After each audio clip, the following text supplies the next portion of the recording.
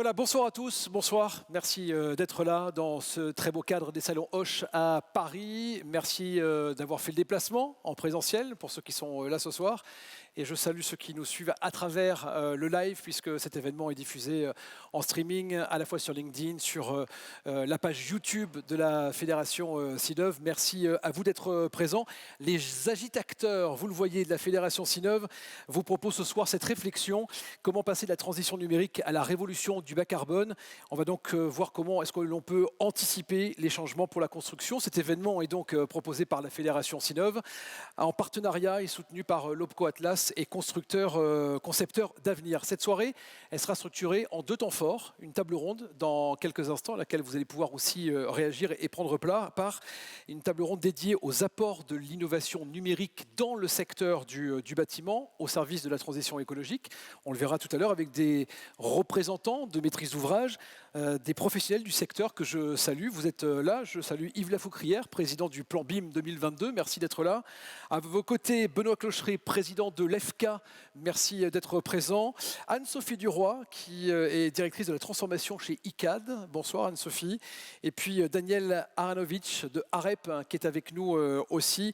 Un échange qui s'annonce passionnant tout à l'heure autour de la transformation du secteur de la construction. Dans un instant, nous allons accueillir notre grand témoin, le docteur Luc Julia, qui va nous faire part de son expertise dans la tech, qui participe aujourd'hui à l'évolution d'un autre secteur, celui du secteur de l'automobile. On verra s'il y a des parallèles à faire avec le secteur du bâtiment. Merci d'être présent parmi nous. Vous êtes un des grands spécialistes mondialement reconnus de l'intelligence artificielle et on a hâte d'avoir votre vision dans quelques instants. Avant cela, j'invite Julien Mercier, qui est vice-président de l'innovation de la Fédération Sinov, à me rejoindre. Vous pouvez l'applaudir. Bonsoir Julien. La Fédération Sinov, qui est à la fois actrice et penseuse influente du secteur de la transition. Alors il est important que la Fédération anticipe les transformations, les changements, les mutations, notamment dans un secteur du bâtiment où est-ce qu'on peut le dire qui a accusé un peu de retard jusqu'à présent, Julien ? Déjà, je retiens à tous vous remercier d'être présents, parce que je sais que c'est une journée le 7 mars, on ne l'a pas forcément bien choisi. Je remercie aussi ceux qui sont en ligne de nous suivre. Avant tout, je voulais dire quelques mots sur la Fédération Sinov. Donc, la Fédération Sinov est une organisation professionnelle qui représente 13 syndicats. Nous représentons les métiers du numérique, du conseil et de l'ingénierie.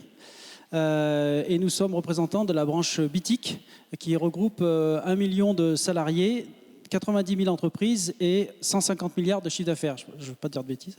Donc voilà. Donc avant tout, notre volonté, effectivement, c'est de faire changer les choses, bouger les lignes, donc les agitateurs. Vous disiez que le secteur de la construction avait du retard. Potentiellement oui, mais je dirais que sur ces 10 dernières années, si on prend le démarrage de toute cette belle histoire qui était en 2014 avec le PTNB, Plan de transition bâtiment numérique, à l'époque, effectivement, si on nous avait dit, au niveau du BIM particulièrement, qu'on en serait là aujourd'hui, je dirais que ça peut être un petit peu une déception. Mais néanmoins, il faut voir qu'aujourd'hui, ce qui est extraordinaire, c'est toute l'énergie et je dirais toute cette acculturation qui a été faite pendant 10 ans. Aujourd'hui, il n'y a pas une seule personne dans le secteur de la construction, que ce soit un architecte, un ingénieur, une maîtrise d'ouvrage, une entreprise, qui que ce soit, qui n'ait pas conscience que le digital, que le numérique et que l'innovation va changer son métier et lui apporter quelque chose de meilleur. La vraie question après, meilleur comment ? Voilà. Donc ça, je trouve que c'est quelque chose d'extraordinaire et je trouve qu'on vit une époque formidable, malgré tout ce qu'on peut dire. C'est que moi, quand j'étais ingénieur au début des années 90, parce que ça ne se voit pas, mais j'ai presque 50 ans, et ben en fait, les innovations, il n'y avait pas grand-chose. On avait connu AutoCAD, etc. Mais aujourd'hui, on a des opportunités extraordinaires et dont une opportunité, donc le numérique, qui doit répondre à une vraie problématique. Aujourd'hui, on a parlé beaucoup de numérique pour améliorer la qualité des projets, améliorer la constructibilité, améliorer les coûts, etc. Et aujourd'hui, le vrai sujet dont on parle ce soir, c'est l'environnement. Le vrai sujet, c'est la décarbonation du bâtiment. Et ça, c'est un enjeu très très fort qui va au-delà des aspects financiers, etc. Quelque chose qui nous arrive en pleine figure, qu'on vit tous les jours au quotidien. Je ne vais pas rappeler toutes les histoires, mais en février, je vois chez moi, il n'a quasiment pas plu, donc c'est quand même hyper inquiétant, plus d'autres. Et aujourd'hui, la vraie question, c'est de se dire en quoi le numérique peut accélérer, améliorer tout ça, comment il peut nous aider. Et là où j'insiste, c'est que le numérique doit être au service du secteur. On ne doit pas prendre le numérique pour le numérique, c'est réfléchir collectivement. C'est la raison pour laquelle on a tenu à inviter à la fois des maîtrises d'œuvre, à la fois des représentants de l'État, à la fois... Le numérique est formidable, des personnes de la maîtrise d'ouvrage. Et cerise sur le gâteau, quelqu'un qui nous vient d'assez loin, un Français, quelqu'un qui est complètement décalé. Bon, je ne parle pas de sa chemise, hein, je parle simplement par rapport à son esprit, parce qu'on en a discuté tout à l'heure, je parle du docteur Luc Julia, c'est qu'aujourd'hui, je pense qu'il faut qu'on casse les codes. Je veux dire, l'urgence est telle, il faut rien s'interdire, il faut être audacieux. Et cette audace, elle ne peut venir que de l'extérieur, parce que je pense qu'on parlait tout à l'heure de consanguinité. À un moment donné, il faut s'inspirer des autres, voir comment ils pensent. Et la venue de M. Julia est importante parce que ça va nous permettre d'aller au-delà de ce qu'on peut imaginer. Et j'espère qu'on aura l'occasion d'inviter d'autres personnes qui vont nous permettre de casser les codes. Et on parlait aussi de transition. La transition, c'est quelque chose qui est assez, on va dire, souple, qui se fait un peu tranquillement. Et on va en discuter, mais je ne sais pas s'il ne faut pas casser, réfléchir. Donc voilà, les agitateurs, c'est vraiment fait pour ça. C'est ce type de soirée, c'est thématique. C'est vraiment d'agiter les consciences, de remuer la pulpe et d'avancer. Voilà. Merci beaucoup, Julien. On peut vous applaudir pour cette première prise de parole. Restez là, Julien. Restez là, on va effectivement maintenant échanger avec notre grand témoin que vous pouvez applaudir. Nous l'accueillons. Il accompagne effectivement un autre secteur, hein, le secteur de l'automobile dans ses transformations. Merci à vous, Luc Julia, d'être avec nous ce soir. On va voir la nécessité d'accompagner ces changements. Comment est-ce que l'automobile se transforme aujourd'hui? Est-ce que c'est parce qu'il y a des nouvelles attentes clients? Est-ce que c'est parce qu'il y a des réglementations en phase? Je propose on va échanger pendant une petite trentaine de minutes, une bonne trentaine de minutes, et puis après on prendra 10-15 minutes pour que vous puissiez poser vos questions à Luc Julia. Et si vous nous suivez sur le stream, vous pouvez évidemment à tout moment nous envoyer vos questions. On s'en fera le relais tout à l'heure. Avant de débuter cette conversation, Luc Julia, est-ce que vous pouvez nous rappeler un peu votre parcours depuis le CNRS, début des années 90, jusqu'à maintenant, votre fonction au sein du groupe Renault? Vous avez rejoint il y a un petit peu moins de 2 ans. Alors, il va falloir plus qu'une demi-heure. Hein. Non, mais on va être rapide. En fait, ingénieur français, j'ai quitté la France effectivement il y a 30 ans pour aller aux États-Unis parce que j'étais chercheur au CNRS. J'ai fait 10 ans de recherche, 10 ans de start-up, 10 ans de grandes compagnies aux États-Unis. Donc la recherche, je l'ai quittée en France parce que c'était un rêve pour moi d'être au CNRS, mais ça ne s'est pas passé exactement comme je pensais que ça allait se passer. Donc je suis parti au MIT et après à Stanford. Voilà. Donc depuis, je suis là-bas. Donc 10 ans de recherche essentiellement dans l'intelligence artificielle, les objets connectés, qu'on appelle maintenant les IoT. Et donc c'est tout relié, pour moi c'est la même chose. Hein. Donc c'est les technologies un peu rigolotes liées à Internet, quoi, quelque part. Et puis après ça, donc 10 ans de start-up, parce que quand vous êtes dans la Silicon Valley, si vous ne faites pas de start-up, vous êtes nul. Donc 10 ans de start-up. Et puis après ça, 10 ans de grosses boîtes là-bas. Alors je ne dis pas de grosses boîtes américaines, parce que c'était HP américain, Apple américain, mais Samsung pas américain, mais aux États-Unis. Voilà, donc ça. Et puis après ces 30 années, je me suis dit, il est temps que j'apporte quelque chose à la France. C'est grandiose. Et donc, parce que cette France, quand même, qui m'a éduqué, qui m'a donné beaucoup de choses et que j'admire pour plein de choses. Et que je trouve aussi un peu empâté des fois. Donc je me suis dit, peut-être que je peux apporter quelque chose. Et donc depuis un peu plus d'1 an, je suis effectivement chez Renault, qui est pour moi l'emblème d'une compagnie potentiellement extraordinaire qui peut utiliser un peu plus de transition numérique. Avant cela, vous êtes passé par d'autres grands groupes. On peut citer... Alors, Apple, vous êtes l'un des cofondateurs de Siri. Ouais. Vous étiez intégré aux équipes d'Apple ou vous travailliez un peu en déporté? Siri, l'histoire, c'est fait en fait en 1997. D'accord, donc Siri est très très vieux et a été racheté par Steve Jobs en 2010. Et en 2010, quand il a racheté, j'ai été effectivement diriger les équipes de Siri à Apple. Mais Siri, en fait, on l'a conçu 14 ans avant. D'accord, donc, mais oui, donc j'étais chez Apple, je ne suis pas resté très très longtemps. La chose sur Siri qui est rigolote ou pas, c'est que c'est sorti le 4 octobre 2011 et Steve Jobs est mort le 5 octobre 2011. Donc il s'est accroché pour voir Siri étant une réalité sur le téléphone, et puis après, bon, il a décidé de nous quitter. Et c'est vrai que Steve Jobs, c'est le visionnaire typique de la Silicon Valley. Infect socialement, etc. Bon, ça, on peut en parler. Mais incroyable dans les visions et dans la capacité à amener toutes les équipes vers ces visions-là. Et donc, effectivement, Siri, qui était un truc de laboratoire donc de Stanford dans les années 90, est devenu quelque chose avec aujourd'hui un peu plus de 500 millions d'utilisateurs, ce qui n'est pas trop mal. Alors, j'ai plein de questions à vous poser. Julien, vous pouvez aussi intervenir à tout moment. Vous parliez de vision à l'instant. C'est important d'en avoir pour accompagner les transitions, en tout cas pour les anticiper. Oui, c'est important d'avoir des visions, mais pas, un peu comme disait Julien tout à l'heure, pas seulement d'avoir des visions pour avoir des visions, d'avoir de la technologie pour avoir de la technologie, mais vraiment pour essayer de transformer les choses et de faire en sorte de casser les règles, de casser ce qui est en train de se passer, de faire en sorte de faire progresser le schmilblick qu'on est en train de regarder, quoi. Et donc Jobs a fait ça plusieurs fois, hein. Il n'a pas toujours réussi, et ça c'est un autre point aussi qui est important, qu'on apprend beaucoup dans la Silicon Valley, surtout quand on fait des startups, c'est que l'échec est un apprentissage. Et l'échec n'est pas quelque chose dont on doit avoir peur, parce que de toute façon, quand on crée des compagnies, quand on crée des nouvelles choses comme ça, qui vont être des choses disruptives, comme on dit ici, on a 90% de chances de se planter quand même.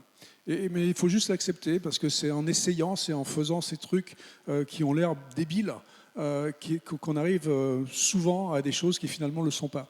Et évidemment, quand on est dans des grosses compagnies comme Apple, on a les moyens d'échouer.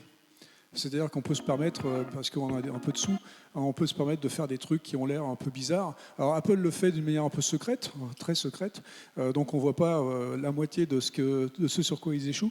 Mais ils ont le mérite de faire ça, et c'est ce qu'amenait justement un personnage comme Steve Jobs, cette vision, cette envie d'essayer de casser ces règles et de faire des trucs nouveaux.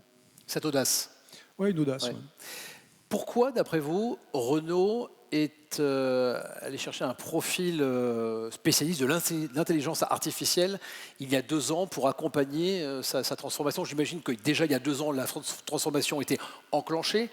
Vous n'avez rien à voir avec le milieu automobile, même si vous avez un peu collaboré avec BMW? Oui, non, moi j'aime les voitures comme tout le monde, je dirais, enfin pas autant que certains. Mais sinon, oui, je n'avais rien à voir avec le milieu automobile, j'ai à voir avec le numérique, avec tout ce qui est ces nouvelles technologies. Et je pense que cet appel, on va dire, de Renault vient essentiellement de son CEO. Le nouveau CEO qui est arrivé donc, il y a un peu plus de 2 ans, Luca De Meo, qui lui, encore une fois, est aussi un visionnaire pour cette industrie automobile, même s'il est un monsieur auto depuis des années, il avait ce pressentiment, il a cette conviction que Renault doit se transformer d'une manière numérique, et donc il a des gens qui sont très très forts en auto, hein, dans toute la boîte, mais il voulait justement quelqu'un qui allait regarder les choses avec un autre prisme, et qui allait pouvoir décaler un peu la façon dont on regardait les choses, justement, pour dire peut-être, les gars, là, c'est pas exactement comme ça qu'il faudrait faire. Alors, pas en donneur de leçons, hein, je suis pas là pour expliquer comment ils font leur métier, parce que je sais pas le faire. Mais par contre, pour utiliser certains outils qu'ils n'avaient pas l'habitude d'utiliser, pour utiliser certains processus qu'ils n'avaient pas l'habitude d'utiliser, ça, c'était la vision de Luca De Meo, de dire, on va faire venir des gens comme ça, pour pouvoir secouer un peu le cocotier et faire en sorte de perturber, d'une manière toujours quand même assez amicale, on va dire, la façon dont les gens travaillent dans ma boîte. Donc je pense que c'était une vision. Julien? Oui, quand tu disais secouer cocotier, j'ai bien retenu le mot la France empâtée. Moi, des fois, dans le secteur de la construction, je ressens un peu ça aussi, de ce côté empâté. Mais quand quelqu'un vient de l'extérieur, comme toi, qui arrive en disant tiens, vous pourrez tester tel logiciel, vous pourriez faire ceci, comment ils le perçoivent? Parce que nous, on a un vrai problème, enfin, je parle, mais on a un sujet, c'est la conduite du changement, la résistance au changement. Et quelque part, c'est quand quelqu'un d'extérieur, quand quelqu'un déjà du métier va donner des conseils en disant utilise tel logiciel et tout, déjà il y a des résistances, mais j'imagine quand c'est quelqu'un qui vient complètement d'un secteur extérieur, il dit mais pour qui? C'est clair que c'est pour ça que j'ai dit tout à l'heure sans donner de leçons. Parce que c'est important de ne pas arriver en étant Zorro et en disant j'ai toutes les solutions les gars, vous faites comme ça et vous vous taisez. Donc un peu d'humilité en ce qui concerne le métier qu'ils font eux, construire des voitures, que moi je ne connais pas, mais par contre une certaine fermeté dans regarder quand même ce qu'on a réussi à faire à 28 ans ces outils-là, peut-être que c'est possible. Mais franchement, ça dépend du domaine. Dans l'automobile, dans la construction d'une auto, ça va du design à l'usine, après ça il y a la voiture elle-même, intérieur, extérieur, enfin il y a plein de domaines dans lesquels on peut appliquer ces technologies. Et donc je pense qu'une des choses qu'on a fait depuis que je suis arrivé, c'est choisir les batailles. Alors ça veut dire quoi choisir les batailles? Ça veut dire qu'on va aller voir tout le monde au départ, hein, donc on se présente, on est très poli, il n'y a pas de problème, mais après on essaye de comprendre quels sont ceux qui seraient peut-être les plus malléables, les plus réceptifs aux choses qu'on veut peut-être amener. Et c'est vrai qu'on a découvert relativement rapidement 2-3 domaines dans toute cette chaîne de fabrication, de conception, fabrication de voitures, qui étaient plus mûrs pour ça. Pourquoi? Parce que peut-être qu'ils avaient vécu des transformations déjà précédemment. Là, je parle en l'occurrence des usines. Les usines, ils avaient déjà vécu la transformation robotique. Et donc, eux, ils étaient peut-être un peu plus prêts à recevoir l'autre transformation numérique. Même si les robots, à l'époque, n'étaient pas encore connectés. D'accord? En les connectant, on s'est aperçu que finalement, on pouvait en retirer des choses, des datas, et puis pouvoir faire ces choses du numérique qui sont l'IA, etc. Donc, c'est une question de psychologie presque pour aller montrer ce qui est possible de faire et puis faire des simulations et puis aller chercher des toutes petites équipes. Chez Renault, il doit y avoir 128 000 personnes aujourd'hui. Mes équipes, c'est moins de 50 personnes. D'accord, donc c'est tout petit. Mais on va faire ces petits SWAT teams, ce que j'appelle les SWAT teams, donc vraiment des équipes de 4, 5, 10 personnes maximum qui vont aller sur des sujets particuliers, montrer des choses relativement rapidement. Ça prend pas, on recommencera encore. Et c'est dans cette culture de l'échec dont je parlais aussi tout à l'heure, qui est super importante, où je dis à mes équipes, si on échoue pour montrer aux gens qu'on veut faire des trucs mais qu'on n'a pas réussi, c'est pas grave. On laisse pour l'instant, on reviendra plus tard parce qu'on est quand même têtu comme des mules, mais on n'est pas non plus dogmatique. En fait, c'est... Je prends ton micro.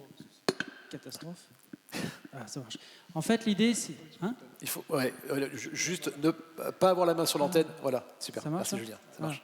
En fait, l'idée, c'est effectivement d'avoir, si je comprends bien, une personne qui soit pas du sérail, j'allais dire, externe, qui a une compétence, qui analyse en fait les process, comment les gens travaillent, et qui essaie d'identifier en fait les axes d'amélioration et les quick wins, ce qu'on appelle les gains rapides. C'est ça en fait la méthode. En fait, je ne sais pas s'il y a une méthode. Je ne suis pas sûr qu'il y ait une méthode. Mais ce qui est sûr, c'est que ce qui est important, c'est ce que j'appelle cette multidisciplinarité.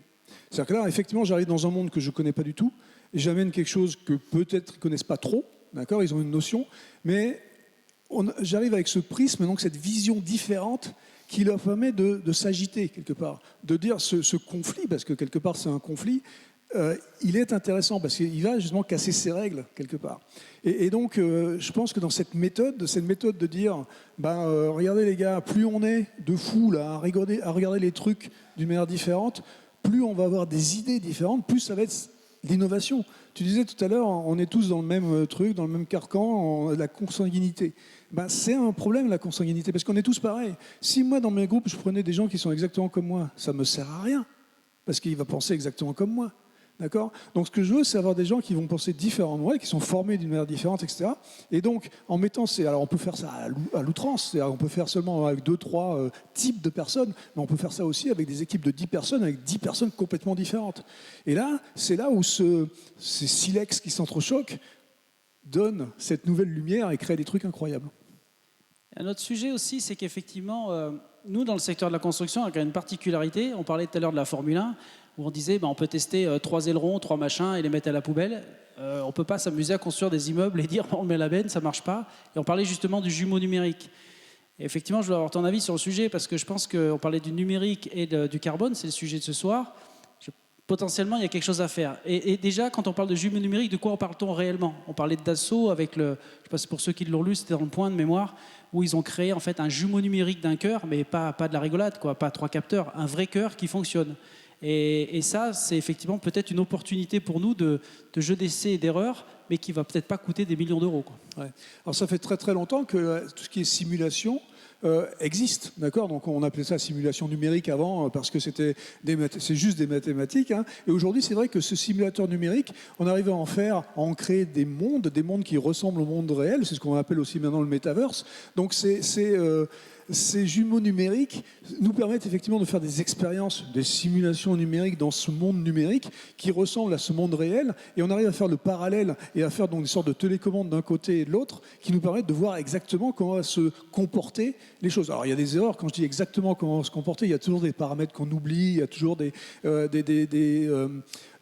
environnements spécifiques qui font que ça ne se comporte pas vraiment comme on voulait. Mais c'est là où justement on va pouvoir rajouter des trucs au modèle. Et l'intelligence artificielle nous permet justement de faire ces jumeaux numériques parce que ce n'est pas autre chose que des simulations numériques aussi qui sont faites avec beaucoup de paramètres. Et quand on parle aujourd'hui de tout ce qui est réseaux neuronaux avec le machine learning, le deep learning, ce n'est pas autre chose que la manipulation de tous ces paramètres, de tous ces chiffres dans plusieurs dimensions qui sont en fait donc qui peuvent être représentés par une simulation numérique, par un jumeau numérique.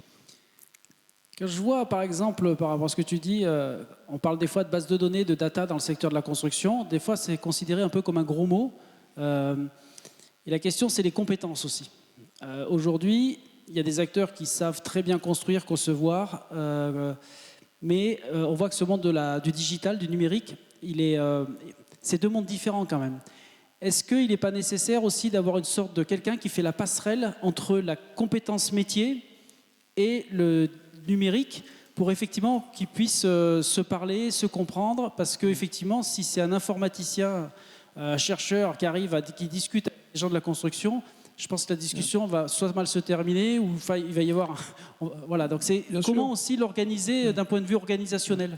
Il y a un manque de confiance, a priori, c'est ce qu'on disait tout à l'heure. Le gars qui vient d'ailleurs, qui vient de donner des leçons, bon, c'est pas forcément ce que j'ai envie d'avoir.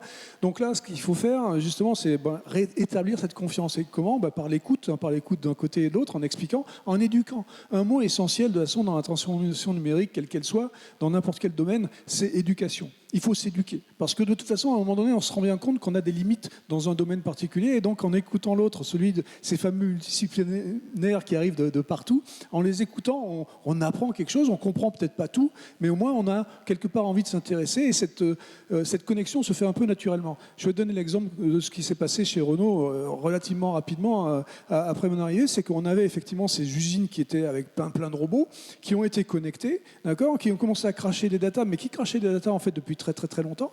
Et il y a des gens dans les usines qui sont des experts, donc on ne parle pas de système expert ici, mais on parle d'humains experts, qui étaient capables de savoir à l'oreille ou avec quelques données spécifiques, de savoir que cette machine-là va tomber en panne dans 3 jours. D'accord ? Et donc en prenant cette expertise humaine et en la croisant avec les datas qui étaient en corrélant avec les datas qui arrivaient donc des robots, il a été possible d'implémenter relativement rapidement avec ce dialogue du data scientist et de l'expert métier, d'implémenter relativement rapidement de la maintenance prédictive, par exemple, pour savoir quand est-ce qu'une machine va tomber en panne dans les usines.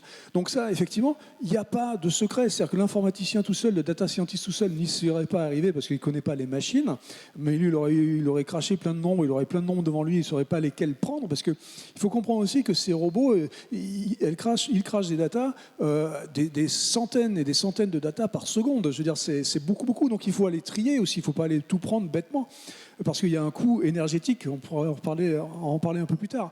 Mais en tout cas, donc, c'est cette collaboration qui fait que ça marche. Parce qu'effectivement, je ne peux pas juste deviner en tant que data scientist ce que fait le gars du métier. Et le gars du métier est un peu débordé par toutes ces datas. Parce que lui, en fait, ce qu'il voit, c'est la machine qui va casser, mais il ne voit pas forcément les datas qui ont été crachées par la machine et qui peuvent être corrélées avec ça. Donc c'est vraiment, encore une fois, cette multidisciplinarité qui permet d'implémenter des choses extraordinaires. Et vous l'avez dit, il faut qu'il y ait de la collaboration pour que ça marche. Comment est-ce que les équipes historiques de Renault ont vu votre arrivée il y a 2 ans? Est-ce que ça s'est bien passé ou est-ce qu'au départ et au début, il a fallu peut-être une certaine adaptation à accepter qu'il y ait des non-spécialistes de l'automobile qui rejoignent le groupe?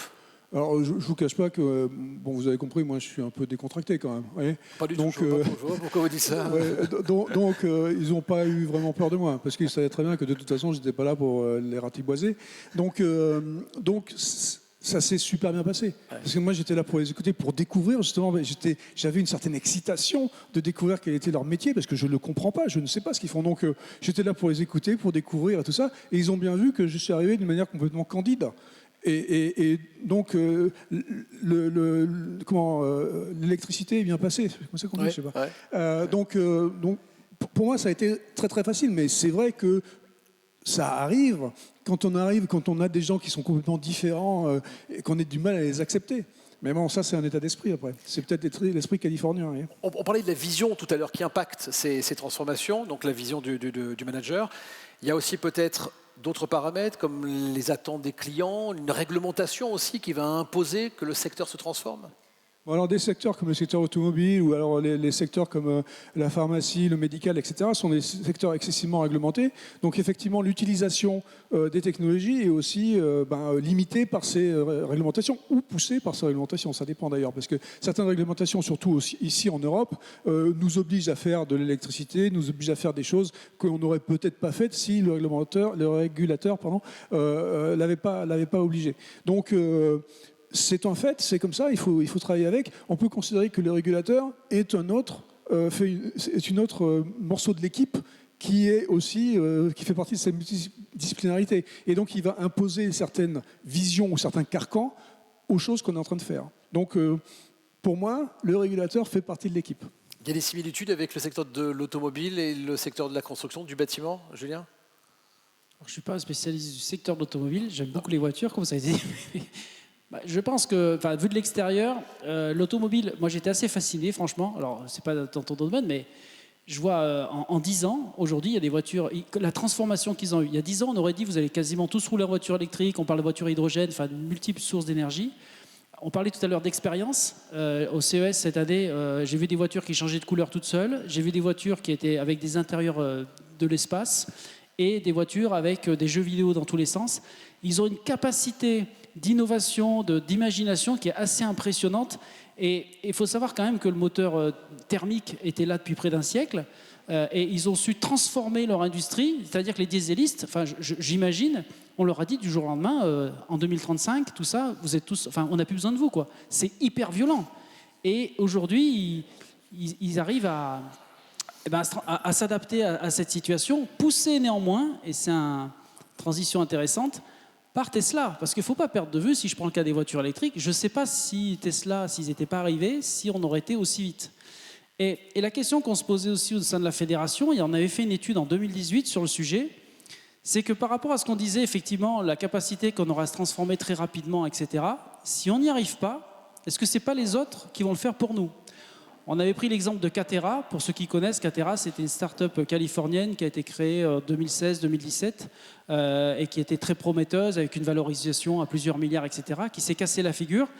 Mais je veux dire, il y a des assauts aussi des extérieurs, c'est-à-dire qu'on a non seulement l'obligation de se transformer par rapport à tout ce qui touche à l'énergie et au carbone, comme on l'a dit, mais aussi parce que on peut être attaqué, entre guillemets, je veux dire hacké, et que quelqu'un du jour au lendemain nous dise le modèle que vous avez, les gars, vous êtes gentils, on met tout à la benne, et nous, on a des bâtiments qui sont plus propres, qui sont plus ceci, plus cela, comme ce qu'a pu faire Elon Musk, qui a bougé les lignes, et ça, c'est aussi un vrai danger. Est-ce que l'on n'assiste pas aussi aujourd'hui à l'émergence de nouveaux business models ? Et j'ai peut-être envie de parler de l'économie de la fonctionnalité. On n'achète pas une voiture aujourd'hui pour avoir une voiture, mais pour avoir des fonctions liées à la voiture.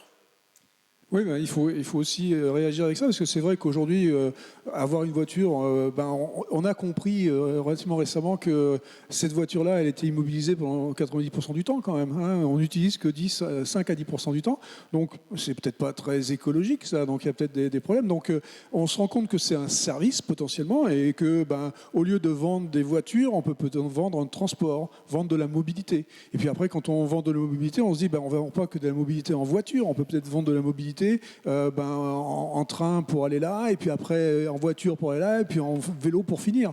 Donc tout ça, ça doit faire partie de la compréhension de comment le monde change, et aussi du fait qu'on veut avoir peut-être un peu moins d'impact, parce que cette industrie, aussi bien dans l'industrie de la construction que l'industrie automobile, a des impacts importants sur le monde. Donc on pourra certainement en parler. Et donc du coup, une fois qu'on prend conscience de ça, on va essayer de définir ce que veulent vraiment les gens, parce que si on prend, nous, conscience de cet impact, c'est parce que le public, en fait, prend conscience aussi de ça. Et donc il faut suivre ce que veut le public, ce que veulent les gens, et donc leur fournir effectivement les services dont ils vont vraiment avoir besoin.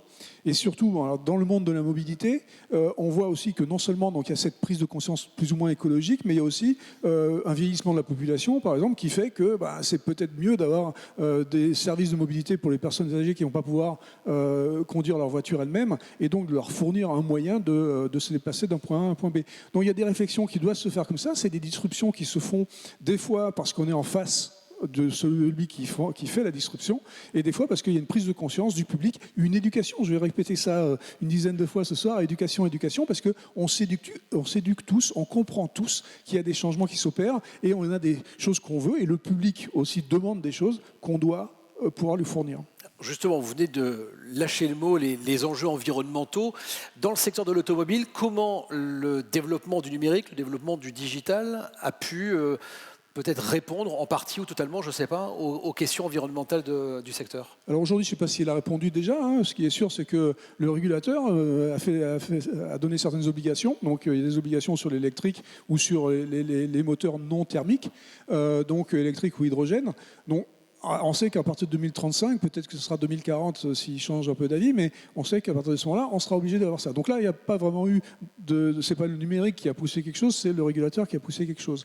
Ceci dit, il est évident que par ces simulations dont on parlait tout à l'heure, on veut, parce que les régulations aussi descendent de plus en plus les taux qui sont accessibles, qui sont admissibles, par des simulations, par des jeux numériques, on est capable de savoir, de faire de la chimie, de faire de la physique, qui nous permettent effectivement de simuler des choses et d'avoir une optimisation, parce que ces calculs numériques dont on parlait tout à l'heure, ils permettent aussi d'optimiser évidemment les choses, et donc ces optimisations se font de plus en plus, et on arrive à faire maintenant des moteurs thermiques qui sont excessivement clean, propres. Donc là, c'est un exemple de comment la simulation numérique peut aider, la révolution numérique peut aider, mais aussi il faut faire attention parce qu'il faut faire la balance entre ce que la simulation numérique, le numérique, l'IA peut amener, mais ce que aussi l'IA peut coûter en termes d'environnement. Parce que c'est une balance, c'est jamais gratuit. Quand on parle de récupérer plein de data dans mes usines et d'avoir donc des milliers de data, il faut que j'aille les stocker, il faut que j'aille les préparer, il faut que j'aille sortir des modèles dessus. Et ça coûte énormément d'un point de vue non seulement argent, mais aussi environnemental. Donc il faut à tout moment comprendre ce qu'on peut amener par le numérique. Est-ce que ça va être offset par ce qu'on pète en énergie du côté de l'IA. Donc c'est toujours ce truc-là, il faut comprendre, il ne faut pas faire de la technologie pour faire de la technologie, il faut faire de la technologie parce que ça va être utile et parce que ça va être pas encore pire que ce qu'on faisait avant. Donc ce que j'entends, c'est qu'en fait ce paramètre-là, vous l'intégrez au début de la réflexion. On ne développe pas du digital pour développer du digital, il faut penser aussi aux enjeux environnementaux dès le début de la réflexion. Tout à fait. Alors on ne l'a pas toujours en tête, donc ça fait partie aussi de gens comme moi qui arrivent et qui disent les gars, moi ça fait 30 ans que je fais du numérique, ça fait 30 ans que je pète la planète. Et c'est un constat, c'est comme ça. Moi, je suis un des premiers à avoir fait du cloud, et je me rends compte que le cloud, c'est pas la solution à tout finalement. D'accord ? Donc il faut faire attention, il faut arriver, il faut dire voilà ce qui s'est passé, voilà ce qui se passe, voilà ce que ça veut dire quand tu fais ça. Et donc, les gens, ils prennent conscience. Donc, c'est vrai que quand on a la tête dans le guidon, quand on est ingénieur, on est excité sur une technologie particulière, on va la pousser à fond, sans forcément comprendre, et d'une manière complètement, sans vraiment faire attention à ça, parce que on est excité par la technologie, mais il faut de temps en temps qu'il y ait ces gens sur le côté, encore une fois, multidisciplinaires, qui vont pouvoir nous dire, là, tu sais, il y a quand même un coût. Et donc, c'est vrai qu'aujourd'hui, dans les études que nous, on fait, on essaye d'avoir cette notion de coût environnemental dès le départ. Et des fois, on s'en rend compte qu'au milieu d'un projet. C'est possible, parce que des fois, on ne fait pas tout en simulation, on fait des trucs en vrai des fois, et quand on fait un truc en vrai, on se rend compte, ah ouais, mais quand même là, ça, c'est peut-être pas terrible. Je voudrais qu'on revienne un instant sur le comment faire. On voit aujourd'hui que certains grands groupes comme la Française des Jeux ou Orange s'associent à des incubateurs de start-up, intègrent des start-up dans leurs réflexions. Est-ce que c'est je sais que Julien sera certainement d'accord avec ça, mais est-ce que c'est une des solutions pour avancer et pour répondre aux différentes questions de transition? Alors moi, depuis tout le temps, comme je vous disais tout à l'heure, j'ai fait 10 ans de start-up, j'ai créé des start-up pendant 10 ans dans les années 2000. Et puis après, dès que je suis rentré dans les grands groupes, j'ai toujours continué à travailler avec les start-up. Parce que pour moi, la start-up est un moteur de l'innovation. D'accord ? Dans les grands groupes, alors je ne dis pas qu'il n'y a pas d'innovation dans les grands groupes, mais l'innovation est plus compliquée en général, parce qu'on a l'habitude de faire des trucs, les process sont tels que, etc. Bon, on ne va pas rentrer dans les détails là-dedans, mais ce qui est sûr, c'est plus compliqué. Et aujourd'hui, l'innovation, surtout dans la Silicon Valley, quand je regarde comment se passe vraiment l'innovation se fait par le rachat. Elle se fait par le rachat de ces startups, d'accord ? Et donc, c'est pour ça que dans tous les grands groupes dans lesquels j'ai travaillé après, j'ai créé des incubateurs. Aujourd'hui, chez Renault, on a créé un incubateur depuis que je suis arrivé, qui s'appelle Software République. Donc, ça veut bien dire ce que ça veut dire. C'est une république de plein de boîtes différentes, des gros et des petits. Mais on incube donc des boîtes et on incube des projets pour essayer de faire en sorte de les sortir un peu de Renault et des autres gros qui sont associés avec nous pour voir comment ça marche, pour après les réintégrer dans les business divers et variés, des divers partenaires et faire du vrai business. Donc, cette innovation par ces petits groupes, encore une fois, c'est SWAT team. J'ai des SWAT teams à l'intérieur, mais j'ai des SWAT teams à l'extérieur, des SWAT teams qui sont en l'occurrence ici des startups, qui nous permettent effectivement d'innover, d'aller chercher des trucs qui sont peut-être décorrélés complètement des process des grosses boîtes et qui nous permettent de faire des trucs beaucoup plus rapidement et je pense beaucoup plus efficacement. Donc là, c'est une stratégie à long terme du secteur, on est d'accord, hein? Tout à fait. Ben là aujourd'hui, chez Renault, donc, on a cet incubateur, donc Software République, qu'on a décidé de faire il y a 1 an et demi quand je suis arrivé. Et ça marche relativement bien parce qu'on a déjà, donc moins d'1 an et demi, il y a un projet qui, au bout de 9 mois, a été présenté au Salon de l'Automobile en octobre dernier. Un projet qui est fait en 9 mois chez Renault, c'est rapide. C'est rapide. Julien ? J'ai du mal à expliquer. Au sujet des startups, on va pas dire le contraire forcément, mais ce qu'il y a d'intéressant aussi, le sujet aussi, c'est qu'effectivement, on a l'opportunité de faire des POC, ce qu'on appelle proof of concept, de tester des choses, de voir. Mais la difficulté qu'on a dans le secteur de la construction, c'est la mise à l'échelle. C'est-à-dire qu'en fait, il y a quelque chose qui peut fonctionner chez un gros. Tu parlais de la Française des Jeux, il y a aussi ICAD, il y en a d'autres. Et ça va fonctionner chez eux parce qu'il y a la base de données qui permet, les données, les projets qui permettent effectivement d'avoir la promesse. Et après, quand on doit descendre à l'échelle des TPE-PME, donc des plus petites entreprises, plus petites maîtrises d'ouvrage, le projet peut être moins pertinent, moins efficace. C'est la difficulté. Et c'est là aussi où il faut qu'on réfléchisse par rapport à ça, c'est que effectivement, le numérique peut apporter des choses très positives au niveau du carbone, avec les limites qu'on a évoquées, notamment effectivement sur la frugalité de la donnée, etc., qui sont très importantes, mais aussi avoir toujours une vision à grande échelle. La scalabilité, il ne faut pas perdre de vue que 90% des effectifs dans le secteur de la construction, je n'ai pas le chiffre précis, mais c'est un ordre de grandeur, c'est des TPE-PME quand même. Donc il faut qu'ils soient aussi intégrés dans le process. Et c'est là aussi où on a des difficultés, parce que concrètement, une boîte de 50 personnes, elle ne va pas avoir un incubateur, elle ne va pas avoir des startups, etc. Mais il peut y avoir des choses à réfléchir sur justement des écosystèmes de startups. On avait fait une étude sur des constructech qui peuvent être en relation avec des TPE-PME et qui peuvent répondre aussi à leurs problèmes. Parce que les startups, généralement, ont tendance à s'intéresser aux problèmes des gros plutôt qu'aux problèmes des petits. Donc il y a aussi une vraie réflexion à avoir sur le sujet. Et c'est là qu'intervient le rôle de la Fédération Synov. On pourra en reparler tout à l'heure. Quel est le risque pour les secteurs, pour les industries qui prennent trop de retard sur les transitions ? Julien parlait tout à l'heure de Tesla. D'accord, Tesla a été une sorte de révolution quand même. Il ne faut pas la nier, même si j'explique toujours aux gens chez Renault qu'on ne veut pas être Tesla. Je veux dire, c'est pas notre but de Tesla. Et ça y est, ils ont fait leur truc. Eux, ça a été très compliqué de faire des voitures à l'échelle, justement. D'accord ? Ils ont fait une certaine révolution dans la façon dont ils ont construit la voiture. Globalement, ils ont pris un téléphone, ils ont mis des roues dessus. D'accord ? Donc, ils sont partis de la feuille blanche. Nous, on a tout un process. On sait faire des bagnoles, mais on sait faire les bagnoles à l'échelle. Eux, ils ne savaient pas faire des bagnoles à l'échelle. Ils ont eu du mal à sortir. On a bien vu que c'était compliqué de sortir les voitures. À chaque fois, ils avaient 1, 2, 10 mois de retard. Mais ils ont quand même amené quelque chose qui était quelque chose que le public réclamait, quelque part. D'accord ? Donc, pour nous, c'était intéressant, non pas de copier, mais de dire, regardez, il y a quelque chose qui change, donc il faut essayer de faire quelque chose que les gens veulent, et il faut faire quelque chose d'assez similaire. Bon, bref. Je ne sais pas pourquoi je disais ça, d'ailleurs. La question, c'est quoi ?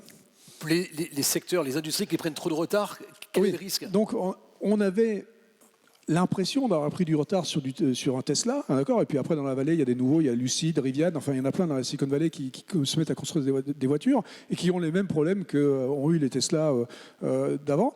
Mais du coup, il faut faire attention. Donc, il faut effectivement toujours regarder la concurrence, regarder ce qui plaît aux gens, et puis être prêt à faire non pas tout à fait la même chose, mais avec nos moyens, essayer de faire en sorte de réinjecter dans nos process à nous quelque chose qui va être peut-être plus court.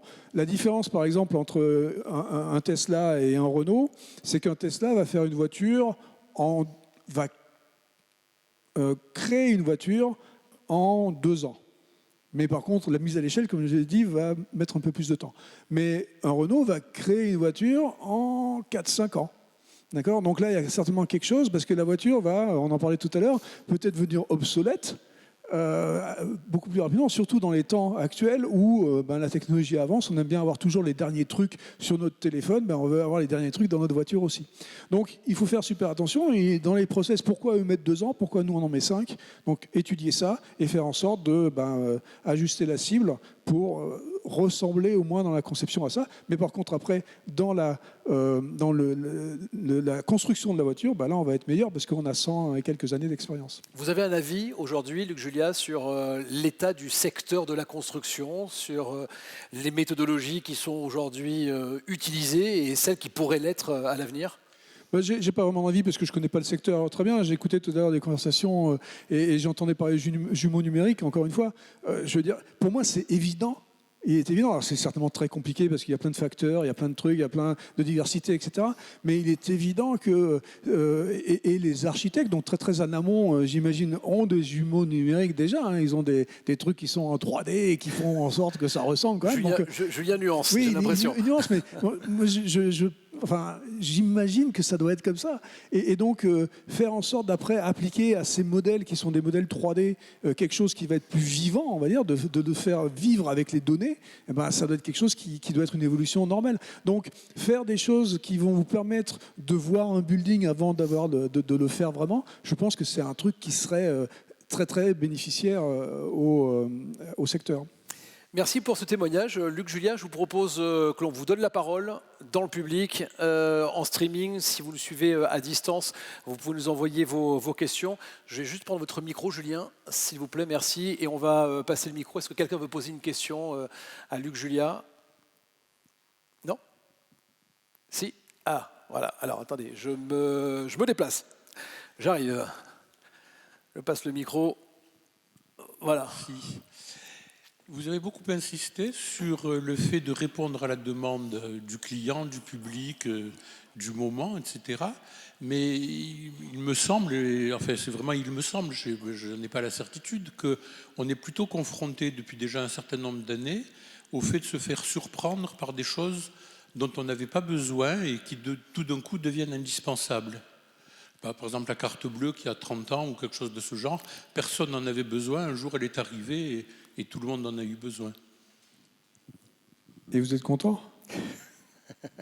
Vous préférez les pièces ? Moi, je préfère la carte bleue. Hein, mais oui, il y a toujours des ruptures. De temps en temps, on parlait tout à l'heure, Julien parlait tout à l'heure de ruptures. Ça arrive. Des fois, on est surpris. Des fois, on les a accompagnés. Des fois, c'est nous qui les avons poussés. Donc, je crois que la carte bleue, si ça a marché, la carte de crédit, si ça a marché, c'est parce que c'est quand même pratique. Les gens l'ont quand même adopté parce que c'est pratique. Il y a plein de technologies qu'on a essayé de pousser qui n'ont pas marché parce que les gens, finalement, l'ont rejeté et n'ont pas aimé ça. Donc, quand on disait tout à l'heure qu'il ne faut pas faire de la technologie pour faire de la technologie, il ne faut pas essayer non plus de pousser complètement au fond de la gorge des gens ce qu'ils n'ont pas envie d'avoir. Donc ça, c'est quelque chose que les gens du produit sont censés être capables de détecter. Maintenant, on parlait des startups tout à l'heure, les startups qui sont là pour faire de la disruption et donc pour casser les règles et pour aller déplacer potentiellement les gros. Hier, il n'y avait pas Uber, il n'y avait que des voitures. Et c'est peut-être Uber qui a fait ce déplacement de cette mobilité dont on parlait tout à l'heure et qui fait que maintenant, on parle plus de mobilité plutôt que de parler de fabriquer des voitures. Maintenant, Uber s'est cassé aussi un peu la gueule dans son business model. Et il est déplacé par d'autres, peut-être par les gros à nouveau qui ont repris la main sur ce qu'un Uber aurait pu faire. Donc, c'est un jeu, c'est une course. L'innovation, de toute façon, c'est pas une science. C'est pas quelque chose que je peux prédire aujourd'hui et savoir exactement ce qui va se passer, ce qui va marcher. Des fois, il faut essayer. C'est plus compliqué d'essayer de faire des buildings que d'essayer de faire des trucs comme des cartes de crédit. Mais c'est le jeu de l'innovation. L'échelle de temps n'est peut-être pas la même. Voilà. Est-ce qu'une autre question dans la salle Dr Luc Julia, bonsoir. Peut-être vous présenter, pardon, avant de prendre la parole. Oui, bonsoir. Victor Lemaroche, je suis consultant en stratégie dans le développement durable. J'avais une question pour vous, Luc Julia. On a beaucoup parlé de transition digitale, un petit peu de transition écologique à la fin. Je suis surtout venu pour ça. Et moi, je voulais savoir, j'ai vu dans votre livre, j'ai lu votre livre, un de vos livres, à la fin, vous donnez votre vision dans 30 ans de ce que serait une journée. Et on voit beaucoup cette maison ultra connectée, cette vie ultra connectée, qui fait un peu rêver en quelque sorte. Mais on a moins cette vision de finalement comment est-ce que ça va s'aligner avec la transition écologique. Et du coup, j'ai deux questions. Quelle est votre position vis-à-vis de ça aujourd'hui? Et chez Renault, quelle part de projet que vous faites est vraiment au service de cette transition en impact direct, j'entends. Merci.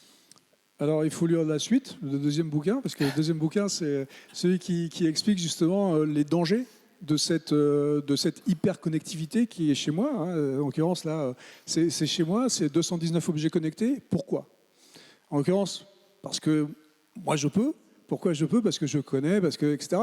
Et ma maison, en fait, est complètement carbone neutral. D'accord? Donc, je suis, moi, neutral.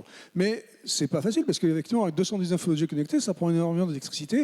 Et il y a une balance, encore une fois, à faire entre ce que ça m'amène et ce que ça me coûte. D'accord? Et donc, moi, cette balance, je l'ai calculée. J'ai fait en sorte que je sais que je n'ai pas d'impact. Mais effectivement, tous les objets qui sont décrits dans cette partie-là ont un impact. Et donc, c'est un choix, mais c'est un choix éduqué qu'il faut faire. Et il faut décider à un moment donné, il faut comprendre quels sont ces impacts. Et donc dire, non, je ne veux pas ça ou je veux ça. Et si je veux, je comprends le coût que ça me coûte à moi ou ça coûte à la société, et après je prends mes responsabilités.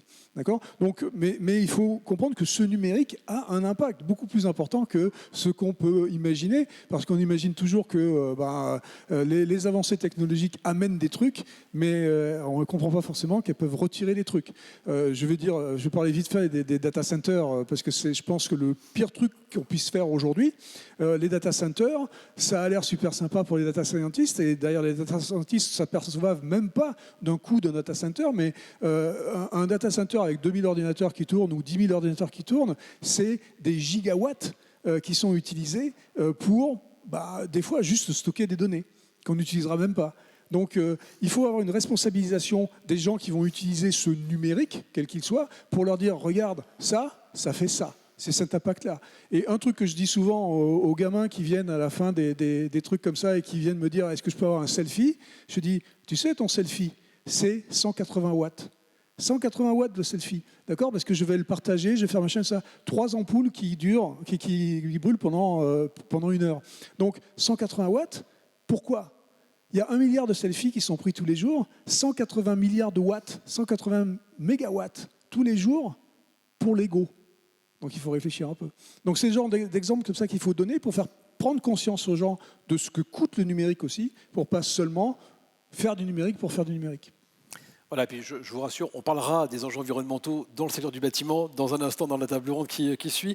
On a une question qui nous arrive du streaming. Une dépenses énergétiques sur le streaming, mais bon, ça sert aussi à faire passer des messages. La résistance au changement dans le bâtiment est souvent due aux professionnels qui ne voient pas l'utilité de l'innovation. Est-ce que vous avez eu à faire dans votre secteur? Comment faire face à la résistance? On avait un peu anticipé, déjà un peu posé la question tout à l'heure. Oui, c'est ce qu'on a dit tout à l'heure avec Julien. Il faut éduquer, encore une fois, c'est de l'éducation, c'est de la pédagogie. C'est dire, bah, écoute, là, vous faites ça comme ça aujourd'hui, peut-être que si tu faisais ça, alors on peut arriver à ça. Mais il faut, alors des fois, passer par des POC, des fois passer par des choses pour le montrer, parce que il faut que les gens aient une appréhension tangible du truc. Et des fois, juste avec de la pédagogie, de l'explication, du tableau noir, on peut arriver à faire des choses. Donc, encore une fois, on peut pas déjà dire qu'on a la science infuse. Et puis, donc, il faut être modeste. Et après, il faut échanger et expliquer le plus possible. Tout se fait par la pédagogie, tout se fait par l'éducation. Dans les domaines dans lesquels on est aujourd'hui, on ne peut pas juste imposer des trucs en disant aux gens « j'ai raison ». Une dernière question, peut-être dans la salle. Bonsoir. Ça marche comme ça. Bonjour, Christophe Clément Cotus. Donc moi, je suis expert dans l'hôpital digital, donc le bâtiment et le numérique, et je suis coprésident de la commission Smart Hospital de la Smart Building Alliance. Et alors, donc là, vous avez beaucoup parlé de numérique et d'innovation, mais j'allais dire dans un incrément d'un produit existant. Et le problème auquel on se heurte, et particulièrement dans le domaine de la santé, c'est quelle est la valeur numérique? Parce que pour la plupart des décideurs, pour le bâtiment des maîtres d'ouvrage, ce n'est qu'un coût. Voilà. Et on a un problème, c'est vraiment comment on propose et comment on donne une valeur au numérique. Voilà. Est-ce que vous avez une recette miracle pour ça? Oui, si j'en avais une, c'est chouette. Non, mais encore une fois, là, il faut trouver les applications. Là, on va parler d'applications. Donc, qu'est-ce que c'est? Qu'est-ce que je rapporte? Qu'est-ce que j'apporte aux gens, ou au public, ou à la société, si je rajoute ce truc-là? D'accord? Donc, je vais répéter encore ce que je dis, c'est il faut éduquer, il faut trouver des bons exemples, il faut trouver ces exemples d'applications qui vont avoir du sens pour les gens à qui on s'adresse, que ce soit le donneur d'ordre, ou que ce soit l'utilisateur final, ou que ce soit l'État, la société, et tout ça. Donc, il n'y a pas de miracle. Il faut juste essayer d'anticiper. C'est là qu'un visionnaire est important aussi, parce que le visionnaire va vous permettre de peut-être mettre les mots qui vont bien, d'avoir les exemples qui vont bien sur la chose particulière que vous êtes en train d'essayer de développer. Et puis comme ça, il va vous permettre d'embarquer les gens avec vous. Et effectivement, après, c'est juste une histoire d'amener les gens vers ce but commun, en ayant toujours en tête que c'est une balance et qu'il y a peut-être quelque chose qui va coûter pour faire ça, non seulement des sous, mais autre chose aussi. Merci beaucoup, on va s'arrêter là. Je voudrais vraiment vous remercier, Luc Juliet, d'avoir été le premier grand témoin des agitateurs de la Fédération Sinov. Merci d'avoir été avec nous ce soir, on peut vous applaudir. Merci, merci beaucoup. Julien, vous allez pouvoir rester avec moi, puis on va dans un instant passer à la suite notre table ronde. On vient de voir à l'instant l'innovation, l'importance de l'innovation du numérique dans le secteur de l'automobile. Donc on l'a dit, on le répète peut-être un peu, c'est nécessaire. Dans le secteur du bâtiment, on en est où aujourd'hui? Dans l'innovation, comme on l'a dit, il y a des choses extraordinaires qui se font, franchement. On a parlé effectivement il y a des startups effectivement, mais il y a aussi des entreprises au quotidien, même des petites entreprises. On discutait avec les gens de la CAPEB qui s'approprient le numérique. Alors c'est des gens qui vont se l'approprier de façon, on va dire, très pragmatique. C'est des gens très pragmatiques. C'est-à-dire qu'en gros, si par exemple, ils faisaient du suivi de travaux avec un cahier ou quelque chose comme ça, très rapidement, ils vont utiliser une tablette ou un logiciel avec leur smartphone, etc. Donc les gens sont très, très pragmatiques et aujourd'hui s'approprient vraiment le numérique. La vraie question aujourd'hui, c'est sur des sujets où il y a un véritable process, comme on peut retrouver dans l'automobile, c'est là où on a plus de mal, effectivement, quand on rentre vraiment dans la problématique de compétences, d'achat de logiciels et de modifications, où on a plus de mal. Mais je pense que c'est lié en partie au fait que la promesse, l'enjeu n'est pas là. Et une fois de plus, l'enjeu du carbone, l'enjeu de l'environnement est suffisamment fort et grand et nous concerne tous pour qu'effectivement cette transformation se fasse. Mais une fois de plus, on n'a pas à rougir, et je pense que les gens de l'EFCA vont le dire, le président de l'EFCA, pardon, au niveau européen, on en est globalement à peu près dans la même situation. Les Français ne sont pas complètement à la ramasse non plus. Et ces 10 années ont été très profitables. Et je pense qu'on a fait prendre conscience aux gens qu'il y avait des opportunités. à question de transformer. Alors justement, on va voir maintenant quels usages de ces innovations numériques au service des enjeux durables de la construction. Julien, on va vous retrouver tout à l'heure et ça va être intéressant effectivement d'avoir la vision de nos différents invités. Je vais demander donc à Yves Lafoucrière, président du plan BIM 2022, de me rejoindre sur scène accompagné de Benoît Clocheret, président de l'EFCA. On va simplement, si c'est possible, faire remonter deux fauteuils hauts. Anne-Sophie Duroy, directrice de la transformation chez ICAD, et Daniel Aranovic, qui est chargé de mission conseil et AMO BIM chez AREP. Merci à tous les quatre d'être là. Alors on va se partager les deux micros qui sont ici. Rapprochez-vous un petit peu de moi si vous voulez bien, Yves, pour laisser un peu la place. Voilà, parce que je voudrais éviter que Daniel tombe sur le côté. Voilà. Merci en tout cas à tous les trois d'être là. Je propose dans un premier temps de voir où est-ce qu'on en est aujourd'hui dans les transitions digitales qui accompagnent le secteur du bâtiment. Et puis après, on verra un peu comment ces enjeux du numérique doivent répondre aux enjeux environnementaux. Yves Lafoucrière, est-ce qu'on peut rappeler un petit peu le plan BIM, rappel du plan BIM et de ses objectifs? Merci d'être là en tout cas ce soir. Merci à tous. Bonjour à tous. Bon, d'abord, on va débattre de ça dans les minutes qui viennent. Il y aura beaucoup de choses à dire par rapport à ce qui a été dit tout à l'heure. J'ai une vision probablement moins pessimiste sur ce qu'est le secteur et sur la façon dont il s'adapte. Je dirais tout simplement, quand j'ai commencé ma carrière dans l'ingénierie, il y a une quarantaine d'années, moi j'ai le souvenir, il y avait des projeteurs, il y avait des rotrines, il y avait des planches à dessin, et puis on développait des projets, la coordination avec les acteurs était très compliquée. Et puis j'ai vu tout au long de ma carrière l'évolution de tout le secteur qui finalement n'a pas cessé de s'adapter, tout simplement parce qu'on est dans une économie de marché et si les acteurs ne s'adaptent pas, ils restent à côté de la route. Donc je pense que globalement, on n'a pas à rougir. Du reste également, quand je vois la qualité de la production immobilière en France, ce qui est produit à l'heure actuelle, que ce soit les petites productions locales faites par des artisans, des acteurs locaux, que ce soit des grands projets internationaux, on a une qualité de production qui est tout à fait à la fois innovante et tout à fait intéressante. Alors le plan BIM, au lieu de tout ça, pour répondre à votre question, soyons clairs, le plan BIM n'avait pas pour vocation de transformer le secteur. Il a pour vocation d'accompagner l'ensemble des acteurs de la filière, de les accompagner. Ça part au début, sans être trop long, d'une volonté gouvernementale. Bertrand Delcamp, qui était le président du CSTB, a été chargé de mission, ce qu'on appelle le plan national de transformation numérique du bâtiment. Et donc cette mission a permis en quelques années, en gros entre 2014 et 2018, de sensibiliser l'ensemble des acteurs de la filière, de faire émerger des experts qui ont commencé à travailler dans le champ total de tout ce qui devait être transformé, et de commencer à distinguer des priorités, des premières actions. Et puis en 2018 est arrivé ce qu'on appelle le plan BIM 2022 et maintenant plan BIM tout court, qui est la conjonction d'une volonté des pouvoirs publics d'accélérer la transformation numérique du secteur et des acteurs de la filière, les différentes organisations professionnelles, de participer, je dirais, à cette transformation du secteur.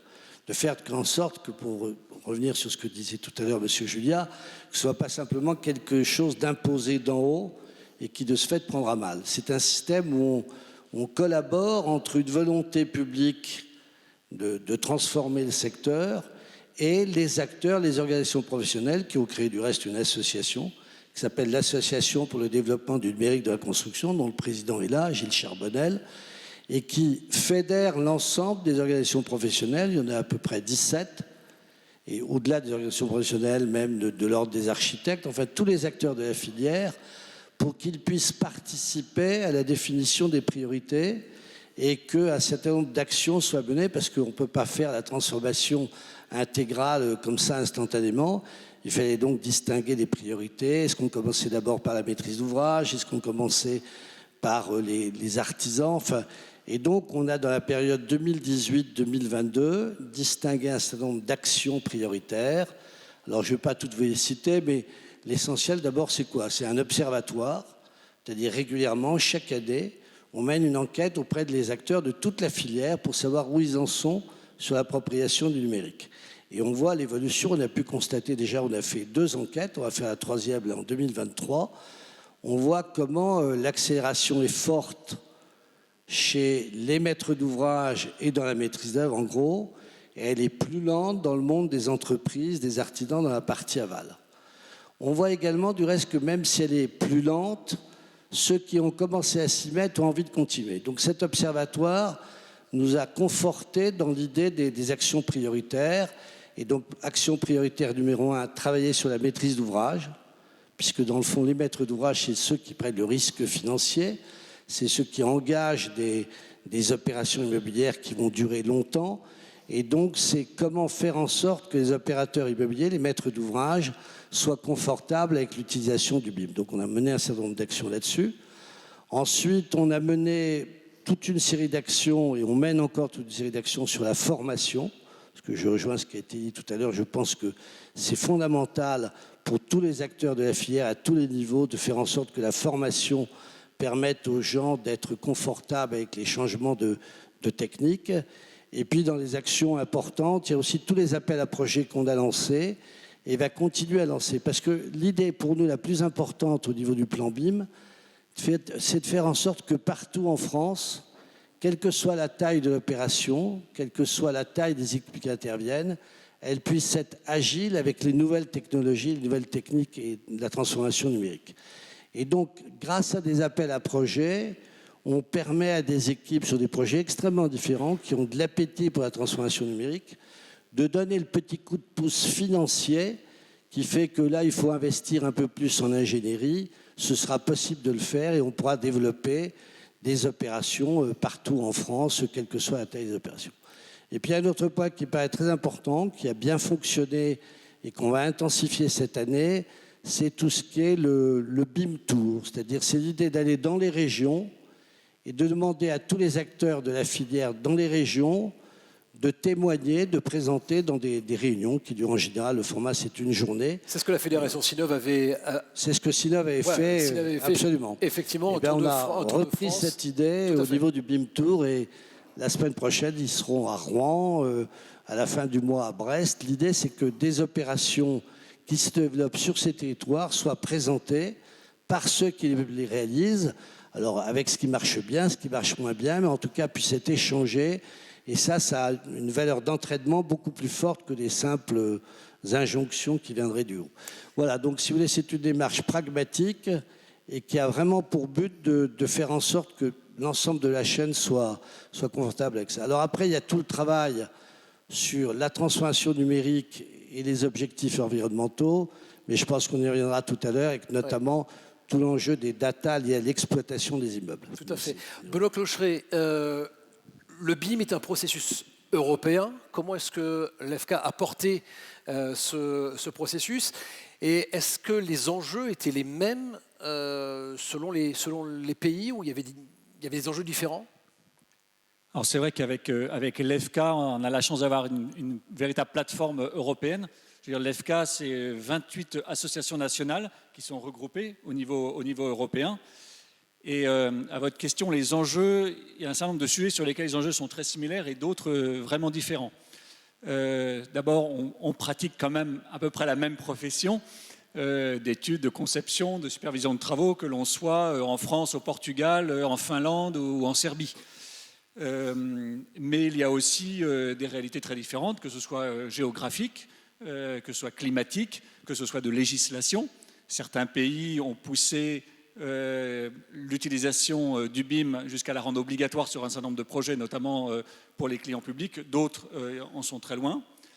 Et puis, plus récemment, on le voit, parce qu'une particularité de l'Europe par rapport à d'autres grandes régions du monde, c'est qu'on a l'Union européenne, c'est qu'on a un cadre législatif, que l'on a un pouvoir législatif, et que début 2023, il y a eu la publication du Data Act, du Data Services Act.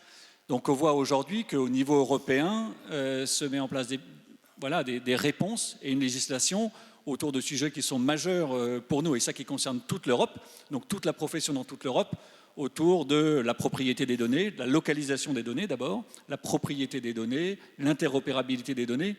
Et ça, c'est un sujet que l'on traite dans le cadre d'un comité spécifique de l'EFCA. qui regroupe des représentants de l'ensemble de l'Europe, y compris de la fédération Sinov d'ailleurs, et qui nous permet d'avoir un dialogue structuré avec les grands éditeurs de logiciels dans le domaine du BIM notamment, tous les grands noms que chacun connaît. Donc voilà, les enjeux, ils sont globalement assez similaires parce qu'on construit des bâtiments un peu partout en Europe. On a une législation qui est de plus en plus forte et de plus en plus commune sur les sujets qui sont en lien avec la construction, les aspects digitaux et les aspects environnementaux, on y reviendra. Mais évidemment, on est encore aujourd'hui sur un marché de l'ingénierie qui reste très largement national, avec des réglementations nationales, des marchés publics nationaux, et également, voilà, notamment par rapport à l'obligation ou non d'utiliser le BIM. Ouais. Anne-Sophie Duroy, vous êtes aujourd'hui directrice de la transformation chez ICAD. ICAD qui était le premier signataire du plan BIM. Est-ce que vous pouvez nous dire, en tant que maître d'ouvrage, qu'est-ce que ça a changé concrètement chez vous, le plan BIM, et peut-être aussi l'importance pour ICAD de montrer un certain engagement, alors effectivement dans les transitions digitales, et de fait dans les transitions environnementales? Alors oui, ICAD était un des premiers signataires du plan BIM pour différentes raisons. Déjà, ça fait partie de l'ADN d'ICAD de porter ces innovations aujourd'hui sur ces différents métiers, avec la chance en plus d'arriver sur le sujet du BIM avec des angles de vue différents en fonction des métiers. Donc on est pour le coup sur toute la chaîne, en conception, exécution, mais également en exploitation.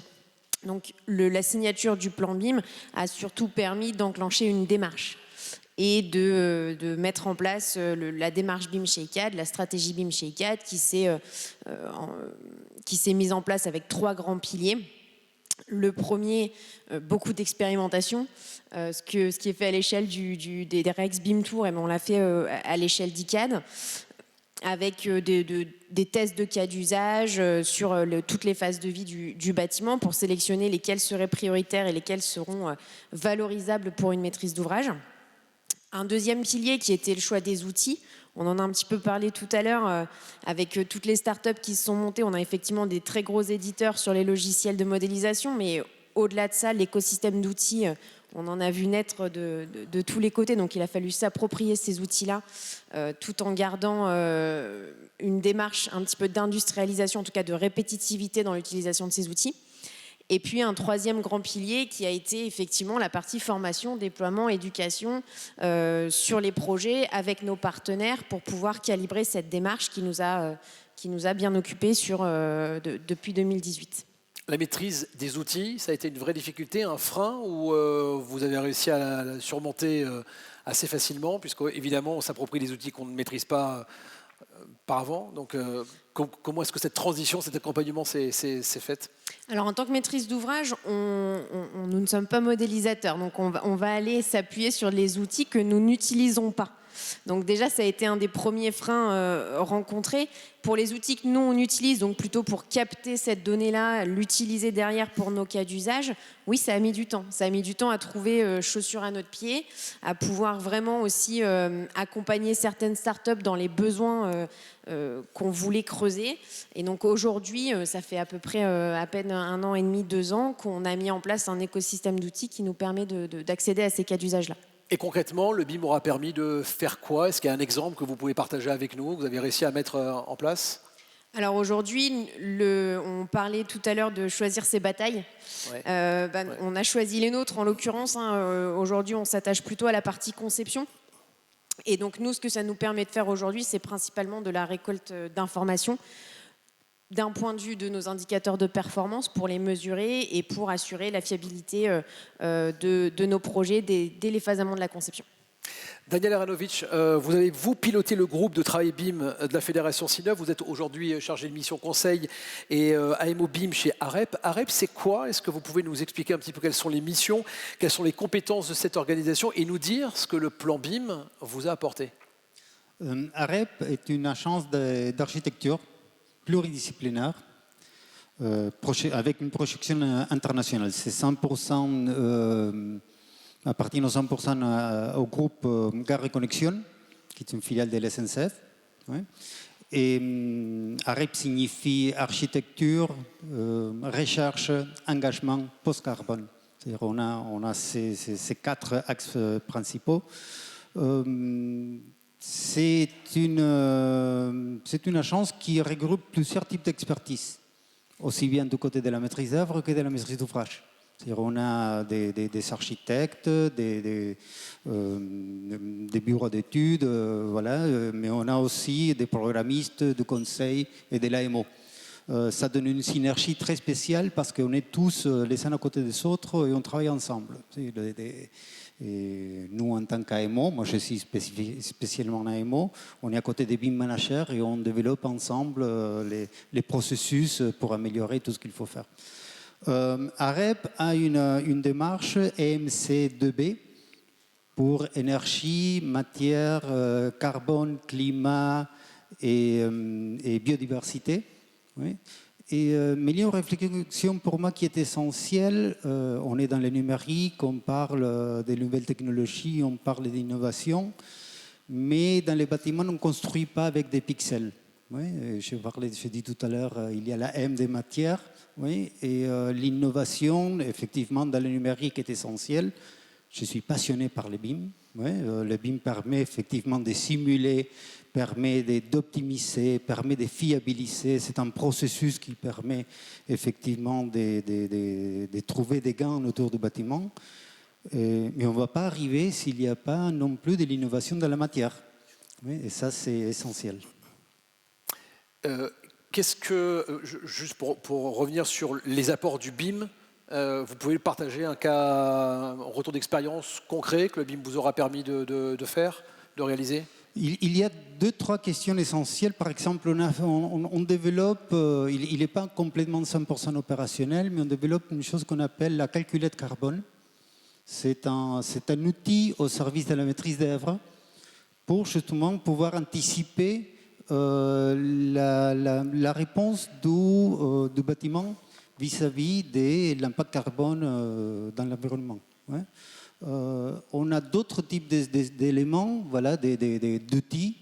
On a une plateforme, par exemple, de réutilisation. Oui, ça c'est la SNCF a une plateforme qui met à disposition tout ce qui est démoli, tout ce qui est démonté, oui, est à disposition de nouveaux projets, de nouveaux bâtiments. Et ça, c'est quelque chose qui est disponible pour l'ensemble des acteurs. Oui, on a aussi des évaluations ex post. On a un objectif aujourd'hui que c'est d'aller à la chasse des surfaces. Oui, pas dans le point de vue d'un promoteur ou d'un immobilier, mais de dire on fait des gros bâtiments. Les bâtiments voyageurs, ce sont des gros bâtiments. Chaque mètre carré signifie carbone, chaque mètre carré signifie émission, chaque mètre carré signifie climatisation. Ouais. Aller à la chasse de ces éléments-là, on réfléchit justement au développement d'outils qui permettent d'optimiser la surface des bâtiments. Alors, une question environnementale, on va y revenir. Yves Lafoucrière, pardon, vous vouliez réagir à ce qui a été dit ? Je vais réagir là-dessus, sur les apports du BIM.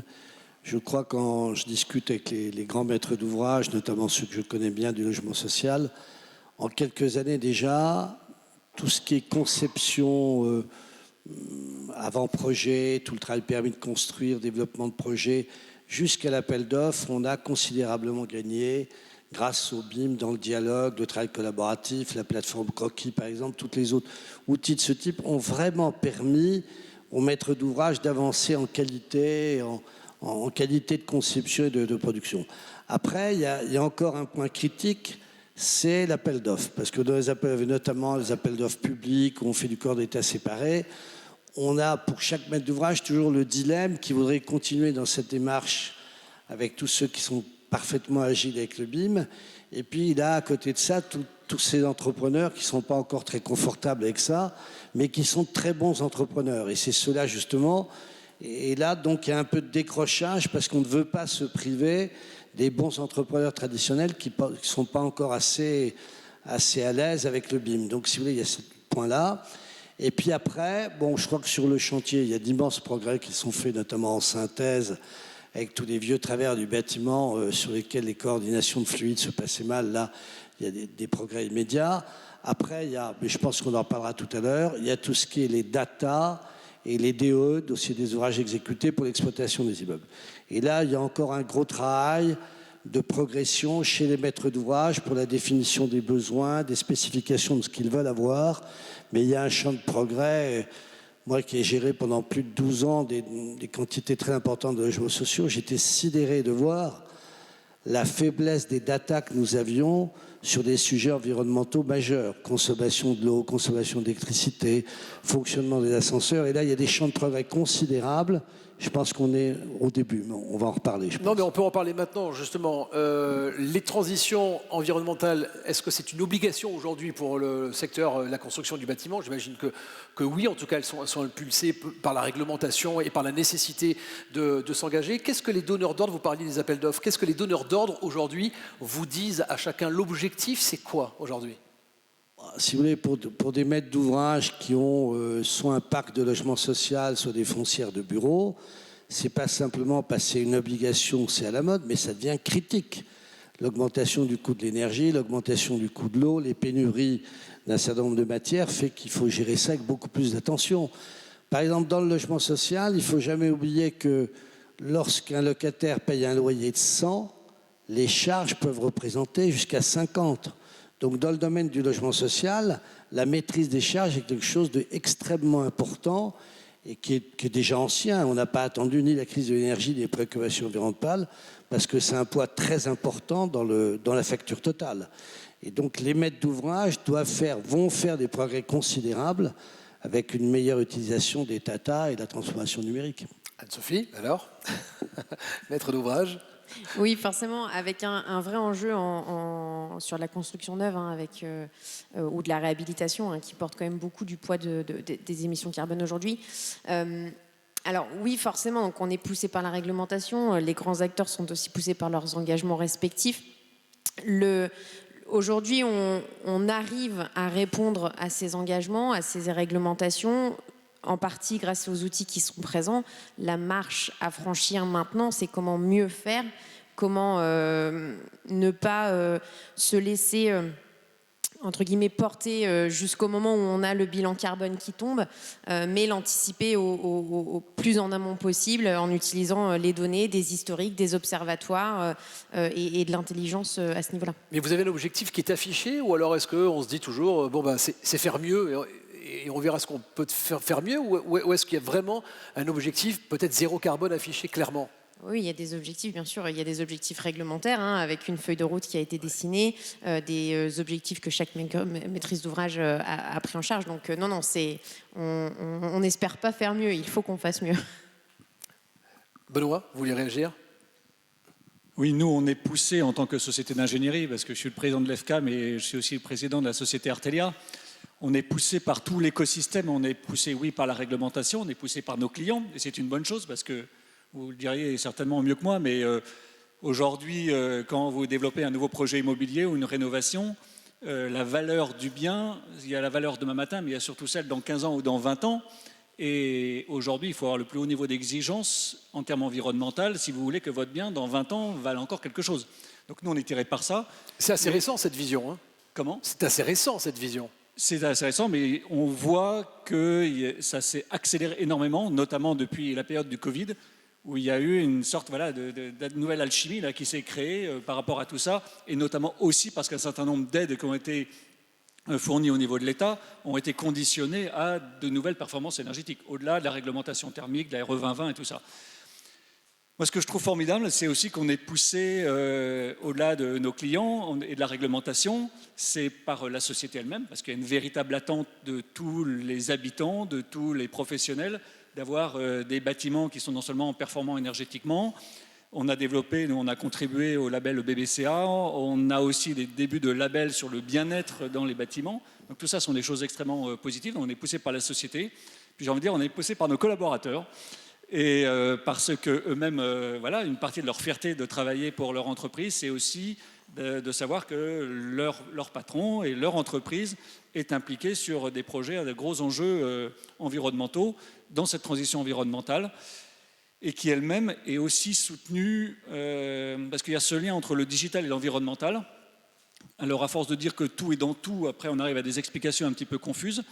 Mais moi, je vois quand même deux sujets. Il y a celui que vous évoquiez il y a quelques minutes autour de l'optimisation, Parce que véritablement, quand vous avez du BIM ou mieux un jumeau numérique, même s'il n'est pas parfait, vous pouvez extrêmement rapidement tester des dizaines ou des centaines de scénarios pour essayer d'optimiser le bâtiment ou l'infrastructure d'ailleurs que vous êtes en train de concevoir. Donc, rien que cela, même si ça coûte un peu d'énergie de faire tourner les ordinateurs, vous en gagnez 100 fois plus au moment de la construction quand vous avez optimisé.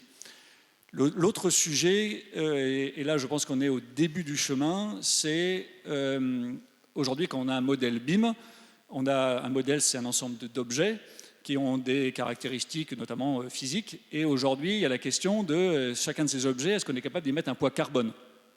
Et donc un peu en faisant quelques additions et multiplications, avoir le poids carbone d'un bâtiment et d'être capable de comparer un poids carbone ou un impact, une empreinte carbone d'un bâtiment ou d'un scénario 1 versus un scénario 2, un scénario 3. On n'y est pas encore, on est sur ce chemin-là. Moi j'ai des grosses équipes au Danemark, par exemple, et dans ce domaine-là, souvent ça commence par le nord et ça descend vers le sud. Et aujourd'hui, la réglementation leur impose, depuis le 1er janvier 2023, d'être capable de fournir un bilan carbone, une empreinte carbone de toute construction, et ça pousse à accélérer le développement de bibliothèques d'outils, de bibliothèques d'objets, je veux dire, avec une partie carbone. Alors, c'est pas parfait, mais on est sur ce chemin-là, et le BIM va être, quand on va atteindre ce chemin-là, on va être en rythme de croisière. On pourra vraiment dire que le digital a contribué à accélérer la transition environnementale. Daniel, pour répondre aux enjeux de la filière et pour répondre à ce qui a été dit. Oui, je vais être un petit peu provocateur. Je veux dire que les besoins du maître d'ouvrage n'ont pas trop évolué. C'est-à-dire c'était toujours faire mieux, moins cher et plus vite. Hein. Les moins chers et les plus vite, on a des indicateurs, oui, le zéro et les temps. Ouais. Ce qui évolue, c'est faire mieux. Oui, vous discutez tout à l'heure. Ça veut dire quoi, faire mieux? Ouais. Plus durable et possibilité de réutilisation, de réaménager, responsabilité sociale. Oui, quand on parle de problèmes carbone, on parle de responsabilité sociale, en gros. Mais le gros problème qu'il peut y avoir autour du BIM avec la maîtrise d'ouvrage, de mon point de vue, je me positionne en tant qu'AMO, c'est que le BIM n'est pas un label. Ouais, c'est-à-dire on parle des objectifs carbone, on a des indicateurs, on a de la RE 2020, voilà, on a des indicateurs qui sont externes au maître d'ouvrage. Oui, le maître d'ouvrage impose le BIM pour que les prestataires arrivent dans ces objectifs-là. La question essentielle, c'est comment est-ce que les BIM arrivent à servir et à donner la plus-value aux besoins des méthodes du propre maître d'ouvrage. Et les codes des marchés publics dit que le maître d'ouvrage doit définir le programme, assurer la financiation. Voilà, c'est-à-dire il y a certaines obligations. Il n'y a pas beaucoup d'obligations opérationnelles. Il doit valider les phases. Comment est-ce que les BIM apportent une plus-value, une fiabilité au maître d'ouvrage pour qu'il puisse valider une phase comme il faut. Et c'est là où il y a un gros chantier encore à faire. Yves, il y a encore des choses à faire, donc? Ce que je pense, c'est qu'on voit bien qu'un maître d'ouvrage qui avait déjà son cahier des charges, un ensemble de contraintes, de spécifications liées à la construction, liées aussi à l'exploitation. N'oublions jamais, par exemple, qu'un promoteur privé il prend un risque financier, donc il doit avoir un retour sur le risque qu'il prend. Un bailleur social, il va emprunter. Les prêts de la Caisse des dépôts, maintenant, vont sur le foncier jusqu'à 80 ans. Donc, par définition, il a culturellement une vision longue. Il ne se contente pas de construire un bâtiment pour qu'il soit bien le jour de la réception et pendant les 10 années qui suivent. Il voit vraiment loin. La vérité, c'est qu'on a des tas soit d'objectifs que se fixe le maître d'ouvrage, quantifiés, soit de contraintes réglementaires. Ça va être le poids carbone, ça va être la performance thermique. Et ce qui me semble important, c'est que le BIM va apporter la capacité à faire des simulations de plus en plus importantes, de plus en plus complexes et nécessaires. Mais il faudra que derrière tout ça, le maître d'ouvrage garde cette intelligence de faire les choix et d'arbitrer in fine, parce qu'il ne pourra jamais être au top sur tous les objectifs. Je vais prendre un exemple dans le logement social. Si à un moment donné, il faut avoir une moins bonne performance en poids carbone de la construction, mais un loyer mieux maîtrisé, eh bien, le maître d'ouvrage fera le choix probablement de prendre le loyer mieux maîtrisé. Vous voyez, donc, il faut laisser ce choix au maître d'ouvrage. Je vous pose la question à chacun, est-ce qu'on a les moyens de nos ambitions et quelle est la maturité des acteurs du secteur de la construction aujourd'hui? Benoît, oui, allez-y. Oui, j'ai été un peu chagriné tout à l'heure quand on parlait de l'automobile et la construction. On cherche à faire des comparaisons en disant oui, mais le monde de la construction est quand même un peu en retard par rapport au monde de l'automobile. Moi, je ne suis pas véritablement convaincu. Je pense que dans le monde de la construction, peut-être que ça se voit moins parce qu'il n'y a pas des Tesla, mais il y a des immeubles à énergie positive. Les matériaux se sont transformés de manière phénoménale en 10 ou 15 ans. La performance énergétique des bâtiments par rapport à un bâtiment qui a été construit il y a 20 ans, il n'y en a rien à voir. Quand on parlait tout à l'heure des charges, quand vous louez un immeuble de bureau qui a 20 ans ou aujourd'hui, les charges ont divisé par 2 ou par 3. Donc il y a des révolutions absolument phénoménales. Je pense qu'il y a une chose que l'on voit moins aussi, c'est que les acteurs que nous sommes de la chaîne de la construction, on est fondamentalement dans un monde du B2B et pas du B2C. Et que les investissements, quand vous faites un investissement sur un nouveau logiciel qui va, voilà, le système d'exploitation de votre nouvel écran sur votre nouvelle voiture, vous allez en vendre des centaines de milliers ou des millions d'exemplaires. Quand vous voulez développer un nouveau logiciel qui va permettre de faire la gestion intelligente de votre bâtiment, c'est énormément d'investissement et le marché n'a pas du tout la même profondeur. Donc il faut aussi garder raison dans les comparaisons parce qu'on n'est pas dans les mêmes mondes.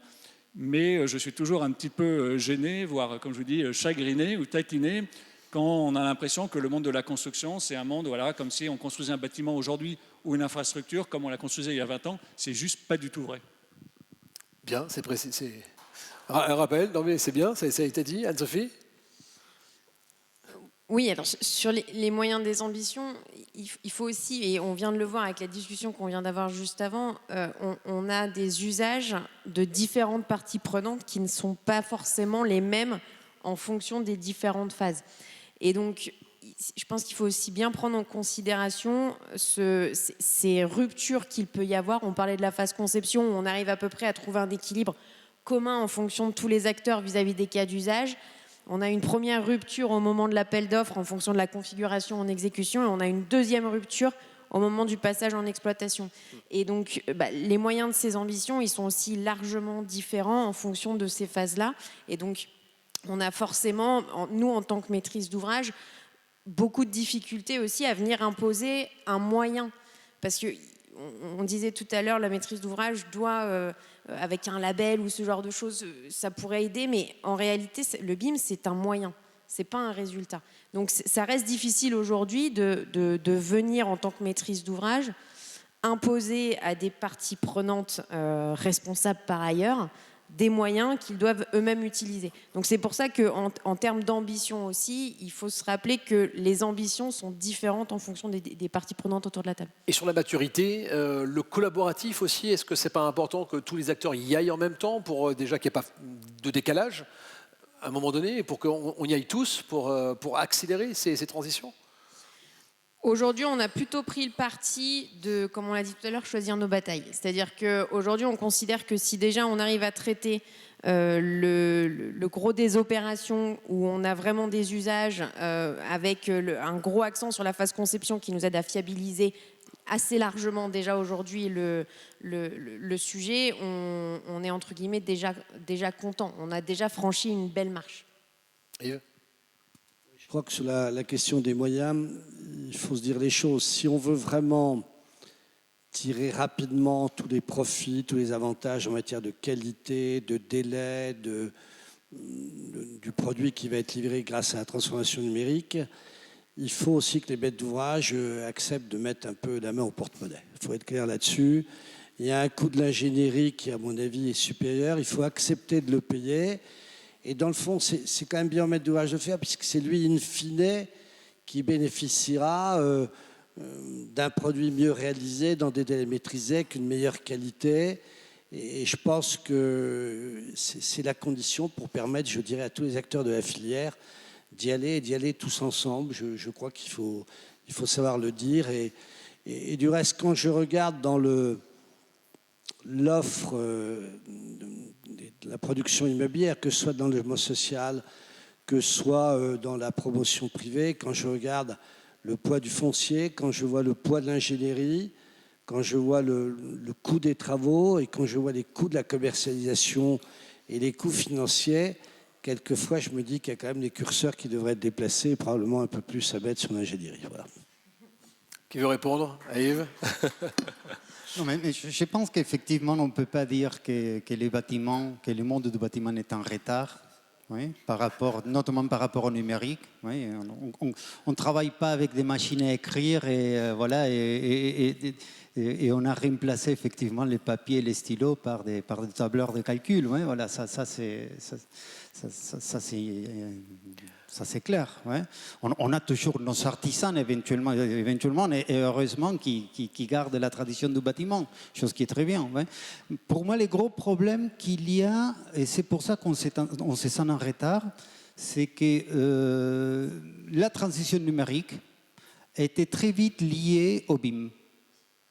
Et le BIM, ce n'est pas un problème de transition numérique. Le BIM, c'est un problème de changement de paradigme, de façon de travailler. Et c'est là qu'on retrouve un niveau de maturité qui n'est pas encore au rendez-vous. Ouais. Et il ne faut pas mélanger, comme on disait, les BIM comme un moyen et les BIM comme un objectif. Les BIM, ce n'est pas le cœur de la transition numérique. Les BIM, c'est un changement des paradigmes, un changement des façons de travailler. Et ce que vous dites, Daniel, c'est que l'utilisation d'une nouvelle technologie doit faire l'objet d'une réflexion, c'est ça? Oui, ça en permanence. Ça veut dire on ne peut pas s'élancer à faire ou intégrer une nouvelle technologie sans savoir pourquoi. Ça doit faire aussi l'objet d'un retour d'expérience. Oui, qu'est-ce qu'on a fait, comment est-ce qu'on a fait, quels sont nos objectifs, est-ce qu'on les attend ou est-ce qu'on ne les a pas attend. Ouais. Et effectivement, c'est tout à fait ça. Ouais. Benoît? Oui, vous évoquiez tout à l'heure, et c'est pour aussi faire écho à ce que vous venez de dire à l'instant, le fait que vous déploriez le manque de données qui étaient disponibles pour les propriétaires d'actifs, des foncières sociales ou des foncières plus traditionnelles. Je pense que l'objectif du BIM et du jumeau numérique, il est quand même là. C'est-à-dire que c'est vous, un moment, qui devez ressentir que vous en avez tellement besoin d'avoir ce jumeau numérique parce que vous voulez avoir vos données d'exploitation pour pouvoir optimiser le fonctionnement, les coûts d'exploitation, que vous l'imposez. Et on est loin de ça encore aujourd'hui. Mais c'est ça le vrai sens de l'histoire, c'est ça le véritable objectif, et d'arriver à créer, au travers du BIM, de l'efficacité, de la simplicité, de la collaboration que vous évoquez, en n'ayant pas de rupture de chaîne entre un peu les trois grands acteurs, les concepteurs, que ce soit les architectes, les ingénieurs, les constructeurs, et puis les propriétaires finaux des biens immobiliers. Et ça, on voit du début, mais on n'est pas encore complètement là.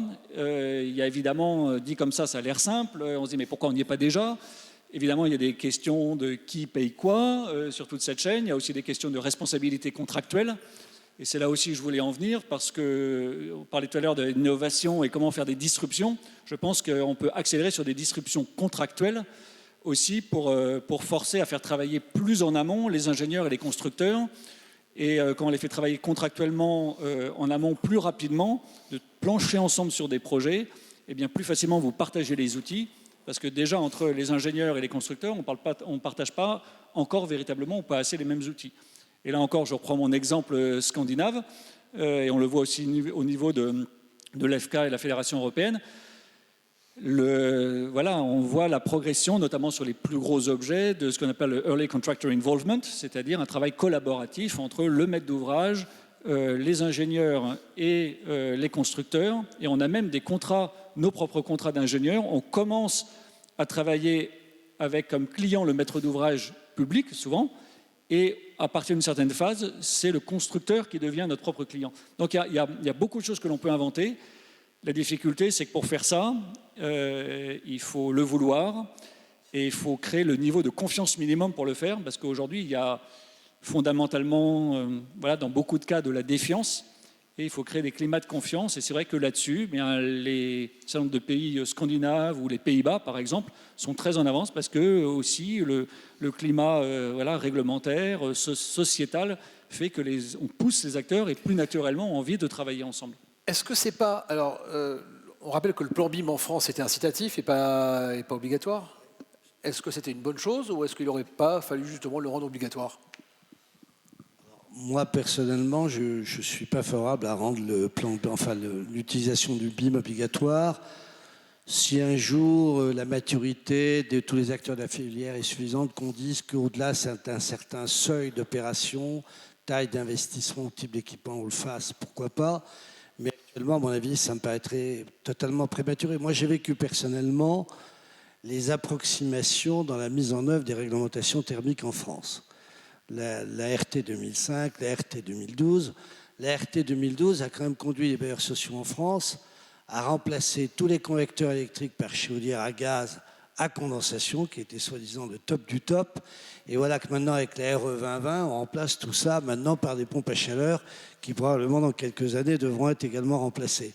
Donc franchement, les injonctions réglementaires, mais ça n'engage que moi, hein, là c'est pas le président du plan BIM qui parle, c'est Yves Faucrière, les injonctions réglementaires sur un ensemble d'acteurs qui n'ont pas encore la formation, le niveau de compétence suffisant pour bien maîtriser, je n'y suis pas favorable. Par contre, ce que je crois, c'est que dans une économie de marché, les bonnes pratiques, les labels font que les maîtres d'ouvrage font leur choix, se déterminent, etc.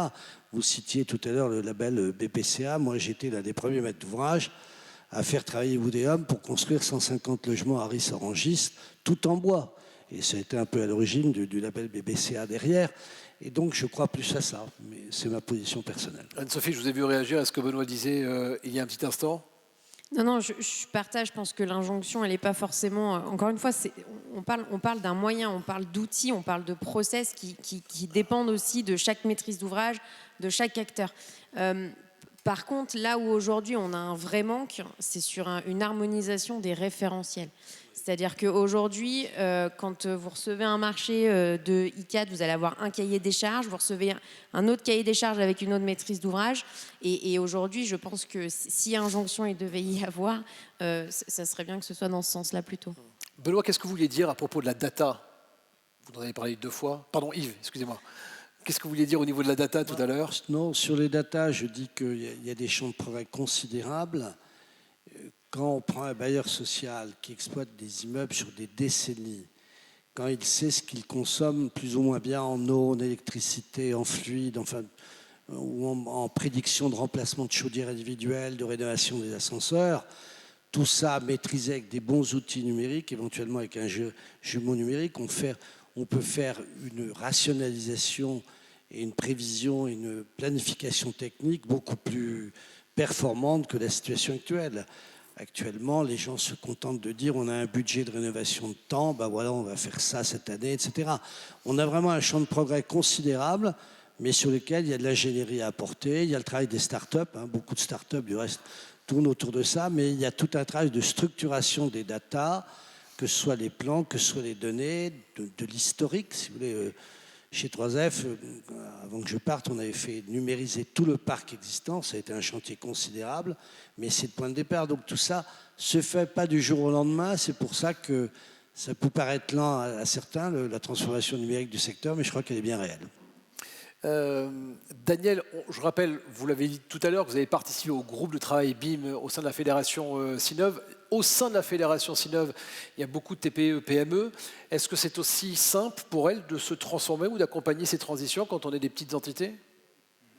Je pense que c'est absolument pas simple du tout. Ouais. Je ne peux pas parler au nom de tous les TPE ou PME, oui, mais on a travaillé ensemble au sein du groupe de travail BIM, on travaille ensemble.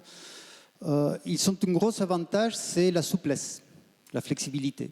Ça veut dire la prise de décision, c'est beaucoup plus rapide dans une TPE, PME que dans une grosse entreprise. Oui. On parlait tout à l'heure de Renault et du temps qui prend les décisions gérer Renault par rapport à d'autres entreprises plus jeunes. Ouais. Et ça, c'est clair. Ouais, la capacité d'adaptation, mais ces capacités d'adaptation ont un coût qui n'est pas toujours abordable pour les TPE et PME. Ouais, ça c'est clair. Une simple achat d'une licence de logiciel. Ouais. On parlait d'harmonisation pour une TPE et répondre à différents cahiers des charges, différentes structurations de la donnée pour chaque maître d'ouvrage, c'est pas simple. C'est pas simple. Une TPE, on a entendu parler à plusieurs reprises, un chef d'entreprise d'une petite entreprise, c'est chef d'entreprise, c'est comptable, et financier, voilà, fait tout ça. Si en plus il doit maîtriser l'ISO 19650, il ne s'en sort pas. Oui, ça c'est une réalité. Ils ont la souplesse, oui, mais ils sont un coût qu'ils ne peuvent pas toujours aborder. Yves, oui.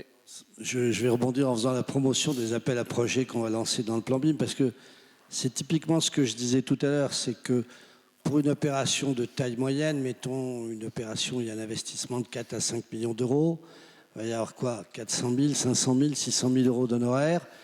Eh bien, peut-être que les acteurs sur place, maîtres d'ouvrage, maîtres d'œuvre, hésitent à travers nos appels à projets. Ce qu'on veut, c'est mettre le petit complément de subvention pour l'ingénierie qui fait qu'ils accepteront sur cette opération de se lancer dans une opération innovante où pourront tester entre eux l'apport du numérique sur un projet avec des objectifs environnementaux, par exemple. Donc on va lancer des appels à projets là-dessus. Avec des financements à la clé. Voilà. Benoît ? Indéniablement, c'est plus difficile pour des plus petites entreprises d'investir dans cette transition, mais la réalité brute et vraie, c'est qu'on ne lutte jamais contre le sens de l'histoire. Ouais. C'est parce qu'on est une TPE ou une PME qu'on dit « Ah bah moi, je suis encore au rotring et j'ai arrêté, je ne me suis jamais passé à l'utilisation des ordinateurs. » La question, c'est comment le faire à un coût abordable et comment déclencher l'investissement. Et l'investissement, d'ailleurs qu'on soit une petite ou une plus grande entreprise, il est surtout déclenché par la perspective que l'on a de rentabiliser son investissement. Donc être certain ou quasi certain qu'on va avoir un plan de charge qui soit suffisant pour rentabiliser l'investissement, pour justifier l'investissement. Et ça, c'est le devoir des pouvoirs publics d'impliquer les PME, les TPE. Il y a cette place réservée aux TPE, aux PME dans les appels d'offres. Et c'est aussi le devoir des plus grosses sociétés d'ingénierie quand on répond en groupement, de donner une certaine forme de visibilité à ces entreprises. Vous allez pouvoir interroger nos intervenants ce soir. Juste avant un dernier tour de table, comment vous voyez l'avenir de vos métiers, l'avenir du secteur, vers quoi on se dirige aujourd'hui ? Daniel ? Moi, je vais parler de mon métier en tant qu'AMOBIM. Ouais, voilà. Je suis architecte, je travaille dans une agence d'architecture, mais je suis aujourd'hui à côté des maîtres d'ouvrage. Et moi, je vois une évolution, je ne sais pas si ça va trop évoluer, parce que pour moi, c'est l'humain au cœur de mon métier. C'est-à-dire, moi, je parle avec mon maître d'ouvrage. Et c'est comprendre ses besoins, c'est comprendre vers où il doit aller, ses objectifs, l'accompagner dans la traduction de ses besoins et ses objectifs dans un cahier des charges. Après, j'ai des outils pour regarder, pour analyser des maquettes numériques, voilà tout ça. Je pense que la grosse évolution, c'est d'aller vers la forme, de la forme vers la data. Et c'est ça la grande évolution. En tant qu'AMOBIM, on doit savoir se reconvertir en data manager ou en data engineer. Parce que c'est là où il va falloir effectivement bien conseiller et bien accompagner nos maîtres d'ouvrage. On est là sur la transition numérique, mais sur les questions environnementales ? Ah oui, c'est vrai. Je pense que ça fait partie. Je pense que c'est le même type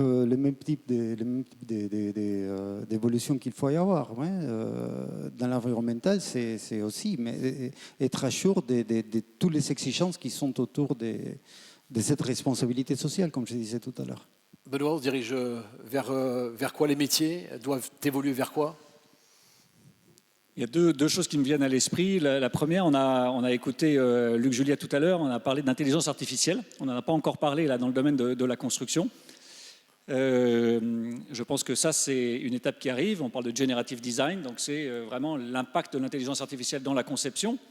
On peut se dire que quand même, quand on regarde des bâtiments, le bonheur que l'on a, c'est qu'ils sont tous différents, parce que sinon on vivrait dans une ville horrible. mais il y a quand même aussi une certaine réalité, c'est qu'il y a un certain nombre de bases et de composantes qui sont un peu similaires. Et aujourd'hui, chez Artelia, si on avait à refaire cette salle, je peux vous dire que le calpinage, alors on fait plus de lustres aujourd'hui, mais on fait des luminaires, on le fait automatiquement et on n'a pas besoin d'opérateur. Et ça, c'est une bonne chose aussi parce que il y a un peu de frein en disant « oh là là, mais une nouvelle fois, la machine va remplacer l'homme ou la femme ». On est en une période, et je pense que ça va durer, où on a une tension sur les ressources. Et quand on a de la tension sur les ressources, il y a deux options. Soit on va chercher les ressources ailleurs, c'est-à-dire qu'on fait du nearshoring ou de l'offshoring, on va chercher des compétences dans des pays plus lointains, et où on fait appel à la machine et on investit aussi dans l'intelligence artificielle qui va nous aider à réduire les coûts, optimiser et avoir moins besoin de ressources. Donc je pense qu'une partie de l'avenir du BIM et de nos jumeaux numériques et de la conception d'ailleurs de nos métiers passe par une certaine dose d'intelligence artificielle. Le deuxième sujet pour faire le lien avec la transition environnementale, c'est que là on parle des bâtiments. On voit que le BIM, d'ailleurs le BIM il n'est pas né dans le bâtiment, il est surtout né dans le monde de l'industrie. Il a rejoint le monde du bâtiment et aujourd'hui il y a une accélération dans le domaine des infrastructures linéaires, enfin des infrastructures en général, dont les infrastructures linéaires. Et quand on commence à voir du BIM au niveau des bâtiments et des infrastructures, on peut aspirer à, ou rêver peut-être encore un peu, à du BIM au niveau d'un quartier, peut-être avant d'être au niveau de la ville, au niveau d'un quartier. Et quand on commence à avoir des outils intelligents au niveau d'un quartier, on peut commencer à faire des optimisations, pas au niveau d'un bâtiment, mais au niveau d'un quartier, des optimisations énergétiques notamment, avec ceux qui consomment et ceux qui produisent ou ceux qui consomment de l'énergie, ceux qui peuvent produire des déchets ou consommer des déchets, qui deviennent des produits pour eux, dans le domaine de l'eau, enfin voilà. Et donc là, on voit comment, si on prend une échelle supplémentaire, je rêve un petit peu quand j'exprime tout ça, mais c'est quand même une vision que l'on peut avoir, et bien que l'utilisation de ces outils numériques et la capacité à interconnecter des bâtiments entre eux ou des bâtiments et des infrastructures va nous aider à des optimisations énergétiques et environnementales. Anne-Sophie, je vous laisse, oui. Les enjeux d'ICAD pour demain? Déjà continuer le déploiement de tout ce qu'on a commencé. Je pense qu'on vient de faire le constat quand même qu'il y a encore beaucoup de travail. Donc c'est forcément continuer dans cette démarche de déploiement avec un vrai accent sur la partie données et capitalisation, avec un vrai sujet aussi autour de la transparence sur ces données-là. À quel point est-ce qu'on est capable de les partager, de les rendre accessibles, et notamment sur ces données carbone. On en parlait tout à l'heure au Danemark. Moi, j'aimerais bien aujourd'hui avoir ma bibliothèque d'objets avec mon poids carbone directement à l'intérieur. C'est pas facile aujourd'hui, donc ça va être aussi sur ces sujets data et d'accessibilité qu'on va travailler. Partage de la donnée.